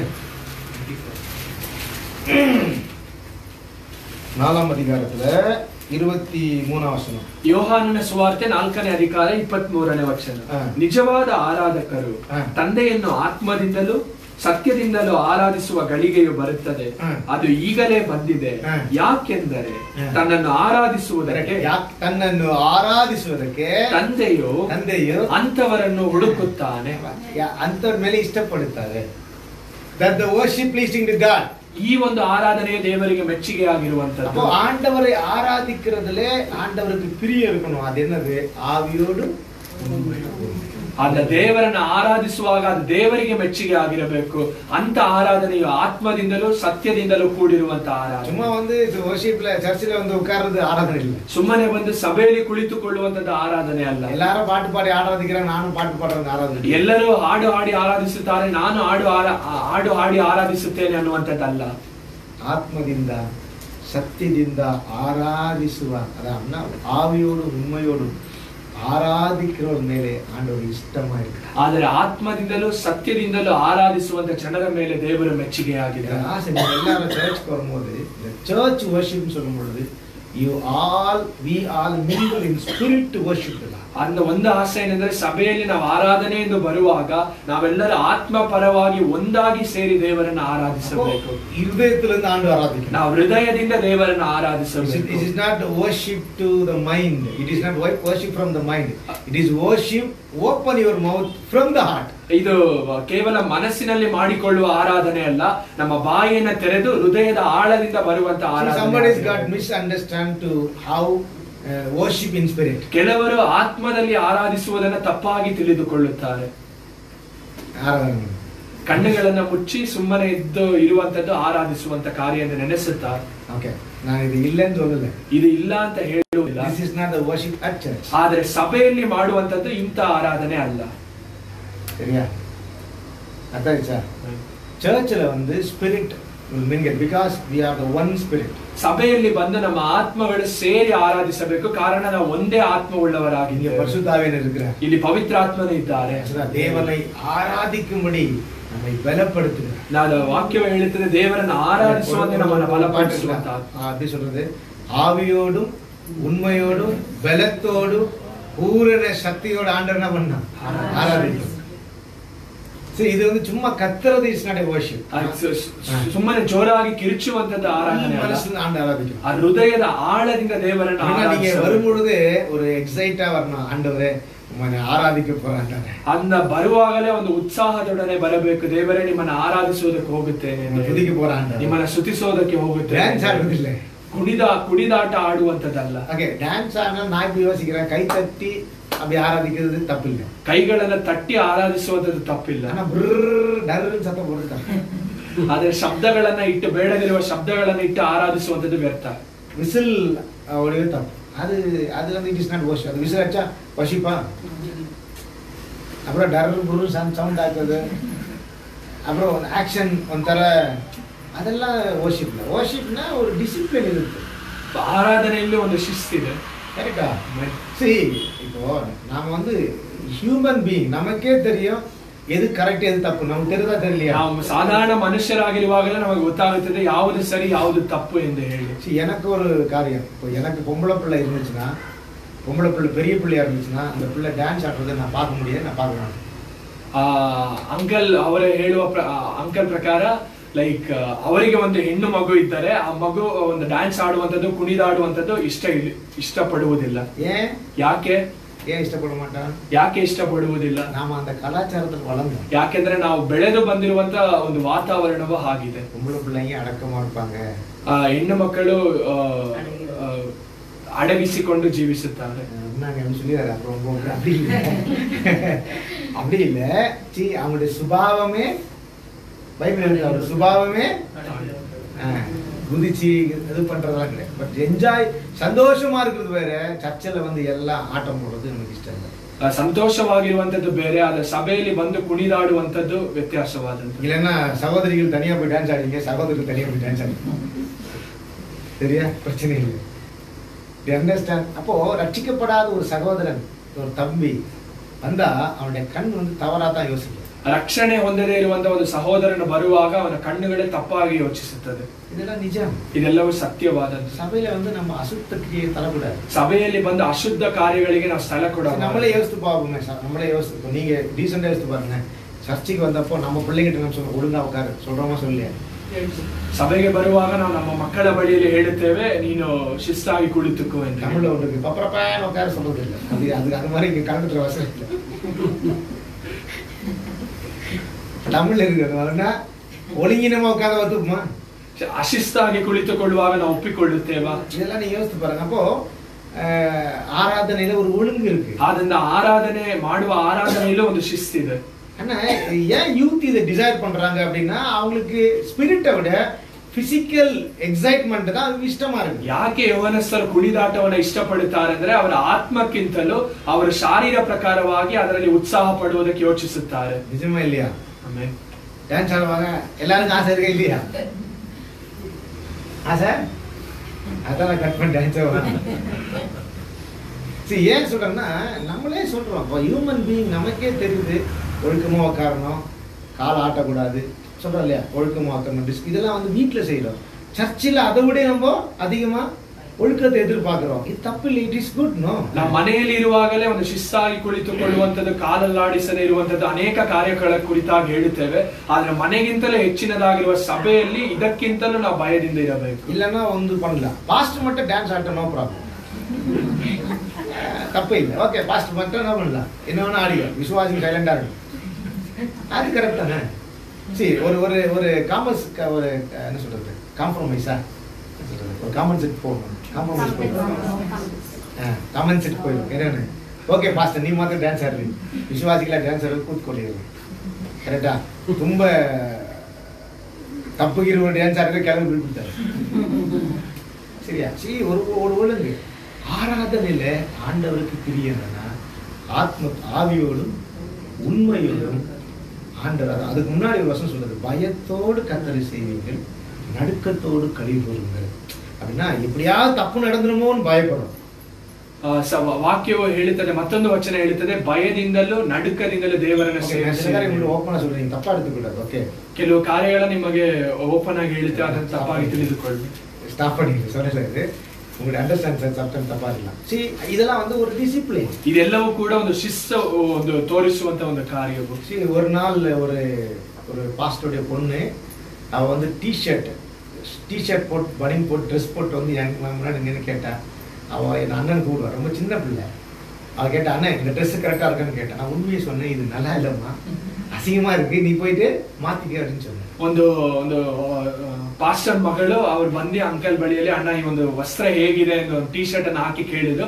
ಅಂಕಲ್ ಇದು ನಿಜವಾಗಿಯೂ ಚೆನ್ನಾಗಿಲ್ಲ, ಇದನ್ನ ಬದಲಾಯಿಸಿಕೋ ಎಂದು ಹೇಳಿದ್ರು. ಕರೆಕ್ಟಾ?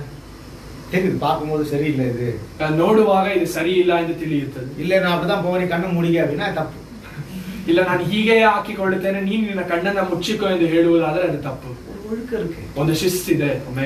அதான் சர்ச்சில் டான்ஸ் ஆடுறது அதெல்லாம் வேண்டாம். டீசெண்டா நீங்க வந்து ட்ரெஸ் போட்டு போறீங்க, ஒழுக்கமா ட்ரெஸ் போட்டு போறீங்க, அது வந்து ஒரு கிறிஸ்தவங்களுக்கு அழகு. ಆ ಒಂದು ಸಭೆಯಲ್ಲಿ ಕುಣಿದಾಡುವಂಥದ್ದು ಇದು ಸರಿಯಲ್ಲ. ಅದೇ ಒಂದು ಒಳ್ಳೆಯ ವಸ್ತ್ರವನ್ನ ಹಾಕಿ ಶಿಸ್ತಿನಾಗಿ ಜೀವಿಸುವಂಥದ್ದು ಒಂದು ಕ್ರೈಸ್ತರಿಗೆ ಉತ್ತಮವಾದ. நீங்க யோசிங்க, எது நல்லது? ನೀವೇ ಯೋಚನೆ ಮಾಡಿ ನೋಡಿದ್ರೆ ಇದರಲ್ಲಿ ಯಾವುದು ಒಳ್ಳೆಯದು. அப்போ தேவனை ஆராதிக்கிறது என்பது நாம உண்மையோடு கூட ஆவியோடு கூட ನಡುಕತ್ತೋಡು ಕೂಡ ಭಯತ್ತೋಡು ಕೂಡ ಕರ್ತವ್ಯ ಸಮುದ್ರದಲ್ಲಿ ಒಂದು ಆಂಡವರೇ ಆರಾಧಿಸಿ. அந்த தேவರನ್ನು ಆರಾಧಿಸುವಂತದ್ದು ಅನ್ನುವಂಥದ್ದು ಆತ್ಮದಿಂದಲೂ ಸತ್ಯದಿಂದಲೂ ಭಯದಿಂದಲೂ ನಡುಕದಿಂದಲೂ ದೇವರನ್ನು ಸೇವಿಸುವಂತ ಒಂದು. ஹல்லேலூயா, ஹல்லேலூயா. சரி, ஏன் நான் சொன்னேன்னா, ஆராதனை என்பது நலிதாடு வந்து டான்ஸ் ஆடுறதுலாம் கிடையாது. ஆராதனைன்றது கடவுளுக்கு பயந்து கர்த்தர் சம ஆராதிங்க. எது உங்களுக்கு நல்லதா தெரியுதோ உங்க மனசுல, ಇದು ಒಂದು ಕರೆಕ್ಟ್ ಆಗಿ சொல்ற ಅದೆಲ್ಲ ಉண்மையான ಆರಾಧನೆ. ಅದನ್ನ ನಿಜವಾಗಿಯೂ ದೇವರಿಗೆ ಆರಾಧಿಸುವಂತದ್ದು, ಕುಣಿದಾಡುವಂತದ್ದು, ನಲಿದಾಡುವಂತದ್ದಲ್ಲ, ಭಯದಿಂದಲೂ ಆತ್ಮದಿಂದಲೂ ಸತ್ಯದಿಂದಲೂ ಆರಾಧನೆ. ಇನ್ನೊಂದು ರೋಮರ್ ಚಾಪ್ಟರ್ 12 ವರ್ಸ್ 1 and 2. ರೋಮಪುರದವರಿಗೆ ಬರೆದ ಪತ್ರಿಕೆ 12ನೇ ಅಧಿಕಾರ 2ನೇ ವಚನ. இது வந்து worship. ஃபர்ஸ்ட் நான் சொன்ன worship உண்மையோடு ஆண்டவர் ஆராதிக்கிறது. ಅದನ್ನ ಮೊದಲನೇದಾಗಿ ಹೇಳಿದ್ದು ನಿಜವಾಗಿ ದೇವರನ್ನು ಆರಾಧಿಸುವಂತದ್ದು. ಸೆಕೆಂಡ್ வந்து it is true worship வந்து ரோமன் chapter 12 verse 1 and 2. ನಿಜವಾದ ಆರಾಧನೆ ಬಂದು ರೋಮಪುರದವರಿಗೆ ಬರೆದ ಪತ್ರಿಕೆ 12ನೇ ಅಧಿಕಾರ 1-2 ವಚನ. 9 will leave. ಆದ್ದರಿಂದ she's leave by 9. Good. ಆದ್ದರಿಂದ ಸಹೋದರರೇ, ನೀವು ನಿಮ್ಮ ದೇಹಗಳನ್ನು ಪರಿಶುದ್ಧವೂ ದೇವರಿಗೆ ಮೆಚ್ಚುಗೆಯೂ ಆಗಿರುವ ಸಜೀವ ಯಜ್ಞವಾಗಿ ಸಮರ್ಪಿಸಬೇಕೆಂದು ದೇವರ ಕರುಣೆಯಿಂದ ನಾನು ನಿಮ್ಮನ್ನು ಬೇಡಿಕೊಳ್ಳುತ್ತೇನೆ.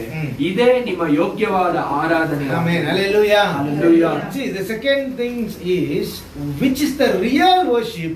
It is not to open your mouth and worship. It is the life. ಅಂದ ಎರಡನೆಯದಾಗಿ ನಿಜವಾದ ಆರಾಧನೆ ಎಂದರೆ ಏನು?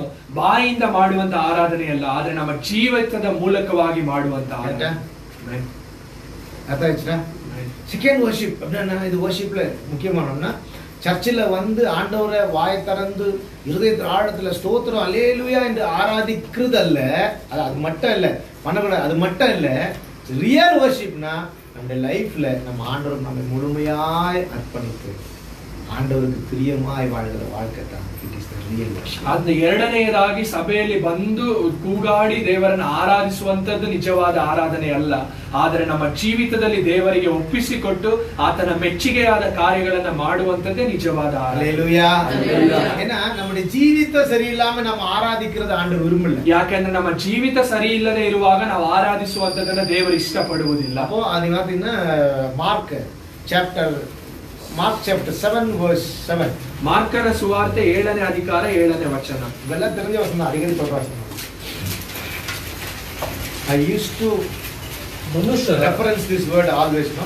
ಮನುಷ್ಯರ ಕಟ್ಟಳೆಗಳನ್ನು ಬೋಧನೆಗಳನ್ನಾಗಿ ಮಾಡಿ ಕಲಿಸುವುದರಿಂದ ಅವರು ನನ್ನನ್ನು ಆರಾಧಿಸುವುದು ವ್ಯರ್ಥವಾಗಿದೆ. ಯಾಕೆ? ಹೇಗೆ ಅವರು ಆರಾಧಿಸ್ತಾರೆ? ತುಟಿಗಳಿಂದ ಎಂದು ಬರೆಯಲ್ಪಟ್ಟ ಪ್ರಕಾರ ಕಪಟಿಗಳಾದ ನಿಮ್ಮ ವಿಷಯದಲ್ಲಿ ಏಷಾಯನು ಹಿತವಾಗಿ ಪ್ರವಾದಿಸ್ತಾನೆ. ಹೇಗೆ ಪ್ರವಾದಿಸ್ತಾನೆ? 6ನೇ ವಚನ.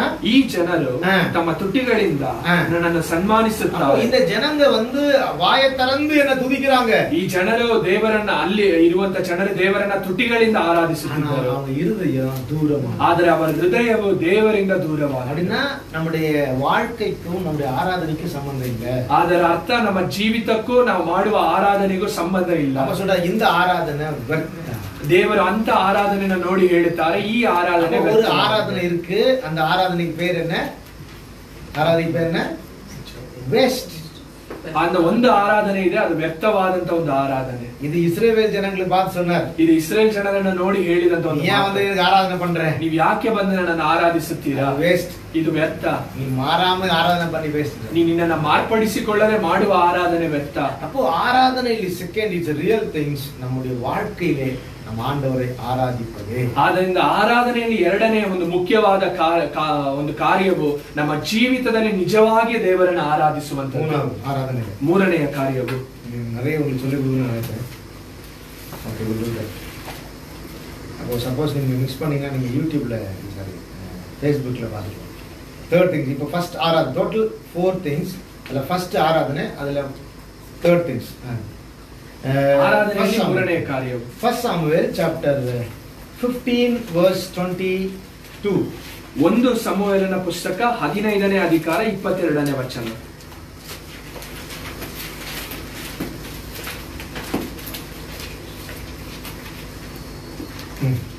ಕರ್ತನ ವಾಕ್ಯಕ್ಕೆ ವಿಧೇಯನಾದರೆ ಕರ್ತನಿಗೆ ಆಗುವ ಸಂತೋಷ ದಹನ ಬಲಿಗಳಲ್ಲಿಯೂ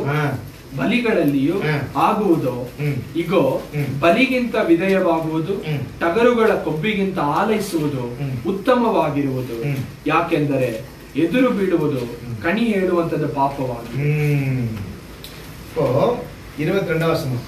அதற்கு சாமுவேல் கர்த்தருடைய சத்தத்திற்கு கீழ்ப்படிவதை பார்க்கிலும் சர்வாங்க தகனங்களும் பலிகளும் கர்த்தருக்கு பிரியமா இருக்குமோ. ஓகே, அப்போ ஆதி காலத்துல அவங்க ஆண்டவருக்காக ஆடையோ மாடையோ பலி செலுத்துவாங்க. ಆದಿ ಕಾಲದಲ್ಲಿ ಆರಾಧನೆ ಅನ್ನುವಂಥದ್ದು ಒಂದು ಪಶುವನ್ನ ದೇವರಿಗಾಗಿ ಬಲಿಯನ್ನ ಅರ್ಪಿಸುವ. ಬಲಿயிலே நிறைய வித்தியாசம் பலி உண்டு. ಆ ಬಲಿಗಳಲ್ಲಿ ಅನೇಕ ಬಲಿಗಳುಂಟು. ಸರ್ವಾಂಗ ಬಲಿ, ಸರ್ವಾಂಗ ದಹನ ಬಲಿ, ಪಾಪ ನಿವಾರಣೆ ಬಲಿ, ಪಾಪ ನಿವಾರಣೆ ಬಲಿ. ಅದಕ್ಕೆ ஒவ்வொரு பார்ட்ஸ் இருக்கும். பாடியில அந்த அந்த மிருகத்தினுடைய ஒவ்வொரு பார்ட்ஸ் இருக்கும். ಆ ಒಂದು ಮೃಗದ ಒಂದೊಂದು ದೇಹದ ಒಂದು ಕಾರ್ಯಗಳು ಒಂದೊಂದು ಬಲಿಗೆ ಅರ್ಪಿಸುತ್ತಾರೆ. சொல்றார் வாசிங்க அந்த வசனம், வாசி 22 ವಾಸಿಯಮ್ಮೆ. ಬಲಿಗಿಂತ ವಿಧೇಯವಾಗುವುದು ಟಗರುಗಳ ಕೊಬ್ಬಿಗೆ. ಟಗರುಗಳ ಕೊಬ್ಬು. ಓಕೆ, தமிழ்ல அப்ப சொல்றது கன்னடத்துல தகரகளை கொப்பு தமிழ்ல வந்து தகனங்களும் கொழுப்புனா வெரி டேஸ்ட் பிளேஸ்ல. கரெக்டா? யாரெல்லாம் மட்டன் சாப்பிடுவோம் தெரியும். மட்டன்ல கொஞ்சம் லைட்டா ಟೇಸ್ಟ್ ಆಗಿರುತ್ತೆ. ಓಕೆ ಫಾಸ್ಟ್ ಇದೆಲ್ಲ ಸ್ವಲ್ಪ ಹೇಳಿ ನಮ್ಮ ಟೆಂಪ್ಟೇಷನ್ ಮಾಡ್ತಾರೆ ಅನ್ಸ್ಕೋಬೇಕು.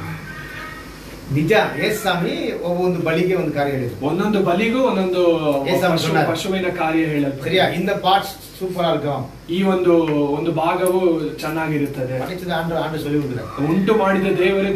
அப்ப ஆண்டவருக்கு இதெல்லாம் கொண்டு செலுத்தினோடனே நம்மளுக்கு ஒரு திருப்தி. அப்பா ஆண்டவருக்கு முக்கியமான நல்ல ஒரு சுகந்த வாசனையை நான் செஞ்சுட்டேன். ಇದೆಲ್ಲವನ್ನ ತಂದು ಅರ್ಪಿಸುವಾಗ ದೇವರಿಗೆ ಇಷ್ಟವಾದದನ್ನ ನಾನು ಅರ್ಪಿಸಿದ್ದೇನೆ. ಪ್ರಿಯವೇ ಇಲ್ಲ. ದೇವರು ಹೇಳುತ್ತಾರೆ ಅದರಲ್ಲಿ ನನಗೆ ಪ್ರಿಯವೇ ಇಲ್ಲ. ಆಂಡವರಿಗೆ ಎದು தெரியுமா ಪ್ರಿಯமான ಆರಾಧನೆ? ದೇವರಿಗೆ ಯಾವುದು ಗೊತ್ತಾ? ದೇವರು ಪ್ರಿಯವಾಗುವಂತ ಮೆಚ್ಚುವಂತ ಆರಾಧನೆ ಕೀழ்ಪಡಿದ, தேவರಿಗೆ விதேயவாகுವಂತದ್ದು. கீழ்ப்படிதல். அல்லேலூயா. அல்லேலூயா. அவருடைய சத்தத்திற்கு கீழ்ப்படிவதுதான், அவருக்கு விதேயராகுவதுதான் உண்மையான அவர் விரும்புகிற ದೇವರ ಮಾತಿಗೆ ಕೇಳುವಂತದ್ದು, ದೇವರ ಮಾತಿಗೆ ವಿಧೇಯರಾಗುವಂತದ್ದೇ ನಿಜವಾದ ಆರಾಧನೆ. அப்புறம் 23 வசனத்துல இரண்டகம் பண்ணுதல். கரெக்டா? கண்டத்துல படிக்கிறா எதிரு ಬೀಳುವುದು. அதான் இல்ல, இங்கிலீஷ் படிங்க. For rebellion is rebellion. rebellion rebellion எதிரு பீடுவதுல இரண்டகம் பண்ணுதல். ஓகே, தமிழ்ல இரண்டகம் பண்ணுதல்னா என்ன அர்த்தம்னா, ಓಕೆ ಇಲ್ಲ ಓಕೆ, ಇನ್ನೊಂದು ವಾಸಿಗೆ ಕಂಟಿನ್ಯೂ ಮಾಡಿ. ಎದುರು ಬೀಳುವುದು ಕಣಿ ಹೇಳುವಂತೆ ಪಾಪವಾಗಿದೆ. ಹೊರಟುತನ, ಹನಿ ಹೇಳುವಂತೆ ಹೊರಟುತನ. ಕರೆಕ್ಟ್ ಅதான் ಕರೆಕ್ಟ್. ಹೊರಟುತನ மூடத்தனமா? ரஃப்னஸ். ஓகே, அப்போ இரண்டகம் பண்ணுதல் அப்படின்னா தமிழ்ல எப்படி சொல்றாங்க?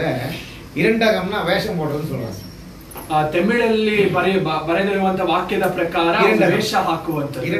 ಎರಡು ಮುಖವುಳ್ಳಂತದ್ದು. ஒரு பக்கம் இன்னொரு பக்கம், ಒಂದು ಕಡೆಯಲ್ಲಿ ಒಂದು ರೀತಿಯಾಗಿ ಇನ್ನೊಂದು ಕಡೆಯಲ್ಲಿ ಇನ್ನೊಂದು ರೀತಿಯಾಗಿ. அதுவும் அதுக்கப்புறம் முரட்டாட்டம், ஸ்டபன் நெக்னு சொல்றாங்க இல்லையா?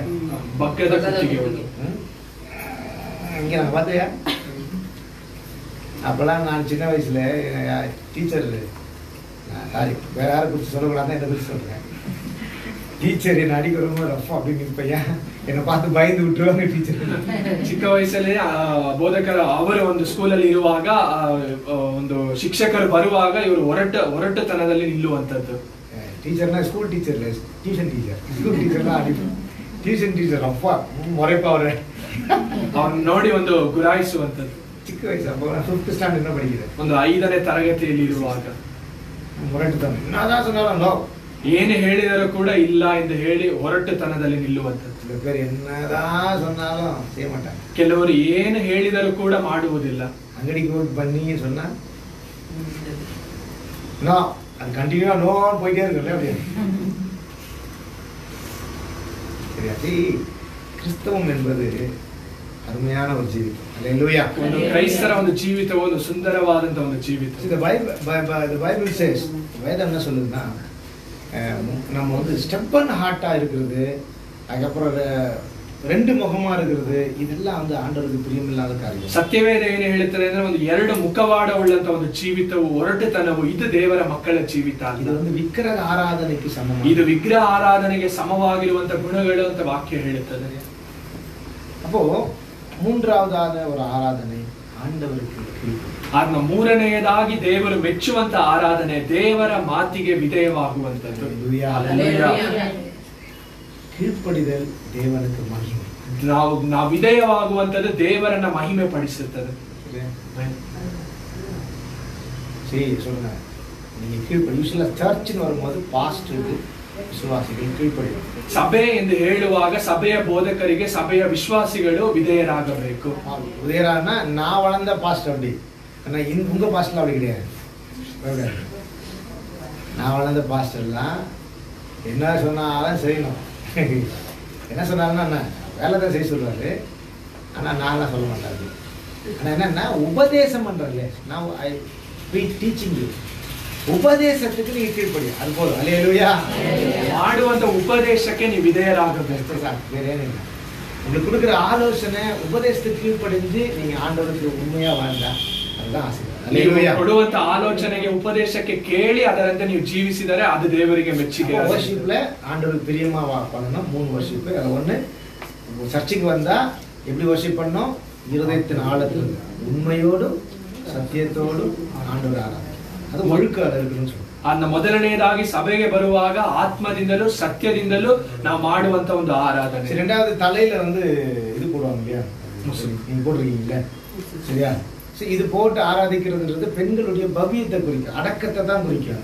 ಒಂದು ಮುಸುಕನ್ನ ಹಾಕಿ ಆರಾಧಿಸುವಂತದ್ದು ಹೆಣ್ಣು ಮಕ್ಕಳು ತಮ್ಮನ್ನ ಅರ್ಪಿಸಿ ಮಾಡುವಂತ ಒಂದು ಆರಾಧನೆ. நீங்க இது போட்டீங்கன்னா உங்க கணவரை நீங்க கனம் பண்றீங்கன்னு அர்த்தம். ಮುಸುಕನ್ನ ಹಾಕಿಕೊಳ್ಳುವಂತದ್ದು ಯಜಮಾನರನ್ನ ಘನಪಡಿಸುವಂತ ಒಂದು ಅರ್ಥ. இப்பெல்லாம் போடுறதே இல்லை பாத்தீங்கன்னா, எந்த சர்ச்சிலையும் போடுறது இல்லை யாரும். ஏன்னா அவங்க வந்து இங்க லூஸ் ஆகிட்டு இல்ல, எல்லாரும் முடி பின்னாடி தான் விடுவாங்க. இப்ப எல்லாரும் எங்க விட்டுருக்காங்க? சின்ன பசங்க பாவம் முன்னாடி விட்டு அழகா இருக்கும். சரியா? கிரிட்டிசைஸ் பண்ணலாம் எனக்கு இஷ்டம் இல்லை, பார்க்கும்போது சிரிப்பா இருக்கு. சரி, ஓகே. அல்லேலூயா. அப்போ ஆராதனை. அதுக்கப்புறம் ரெண்டாவது ஆராதனை, ரெண்டாவது நம்மை நாமே பரிபூர்ணமாய் தேவனுக்கு அர்ப்பணிக்கிறது, வாழ்கிறது ஆராதನೆ. ಮೂರನೇದು ಕೀழ்ಪಡಿಯೋದು. அந்த ಎರಡನೆಯದಾಗಿ ನಮ್ಮನ್ನು ನಾವು ಅರ್ಪಿಸಿ ಮಾಡುವಂತ ಆರಾಧನೆ, ಮೂರನೆಯದಾಗಿ ದೇವರಿಗೆ ವಿಧೇಯರಾಗಿ ಮಾಡುವಂತ ಆರಾಧನೆ. ரெண்டாவது பிரேயர். ಎರಡನೆಯ ಕಾರ್ಯವು ಪ್ರಾರ್ಥನೆ. அப்போ ஜெபம் ஆண்டவருக்கு பிரியம். ಪ್ರಾರ್ಥಿಸುವಂತದ್ದು ದೇವರಿಗೆ ಮೆಚ್ಚುಗೆಯಾದ ಕಾರ್ಯ. பிரேயர் குறித்து பேசினா நிறைய பேசிட்டு போலாம். ಪ್ರಾರ್ಥನೆಯ ಕುರಿತಾಗಿ ಮಾತನಾಡುವುದಾದ್ರೆ ಅನೇಕ ಕಾರ್ಯಗಳನ್ನು ಯೇಸು ಕ್ರಿಸ್ತು இரவெல்லாம் ஜெபம் பண்ணார். ಯೇಸು ಸ್ವಾಮಿ ರಾತ್ರಿ ಎಲ್ಲ ಪ್ರಾರ್ಥಿಸಿದರು. அது எப்படி ஜெபம் பண்ணார்னா, உரத்த சத்தத்தோடு ಕಣ್ಣೀರೋಡು ಜೋಮ್ ಅನ್ನ ವಾಕ್ಯವು ಹೇಳುತ್ತದೆ, ಆತನು ಬಲವಾದ ಶಬ್ದದಿಂದಲೂ ಕಣ್ಣೀರಿನಿಂದಲೂ ಪ್ರಾರ್ಥಿಸಿದನು. ಹೀಬ್ರೂ ಚಾಪ್ಟರ್ 6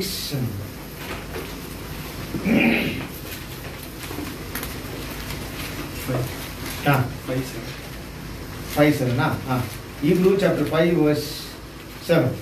ಇಬ್ರಿಯರಿಗೆ ಬರೆದ ಪತ್ರಿಕೆ 5ನೇ ಅಧಿಕಾರ 7ನೇ ವಚನ.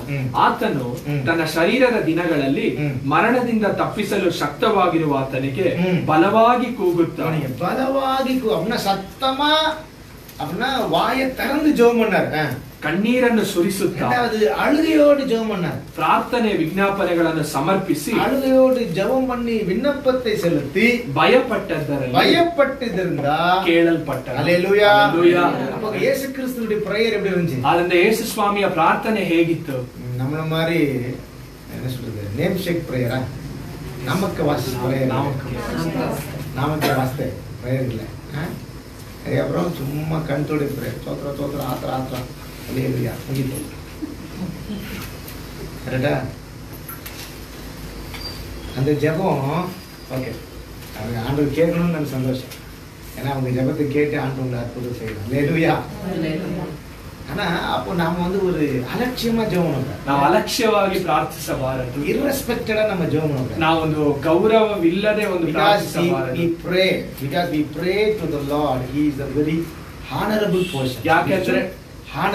ಯಾಕೆಂದ್ರೆ ನಾವು ಪ್ರಾರ್ಥಿಸುವಂತ ದೇವರು ಗೌರವವುಳ್ಳಂತ ದೇವರು, ಸಕಲ ಘನಕ್ಕೆ ಪಾತ್ರನಾಗಿರುವ ದೇವರು. ಹalleluya. அப்போ நாம ஜெபத்துல போராடணும். ಅದನ್ನ ನಾವು ಪ್ರಾರ್ಥನೆಯಲ್ಲಿ ಹೋರಾಡಬೇಕು. ಆಂಡವರ ಸಮುದ್ರ ಅಳುವುದು ಜೋಮ ದೇವರ ಬಳಿಯಲ್ಲಿ ಕಣ್ಣೀರಿನ ಸುರಿಸುತ್ತಾ ಪ್ರಾರ್ಥಿಸಬೇಕು.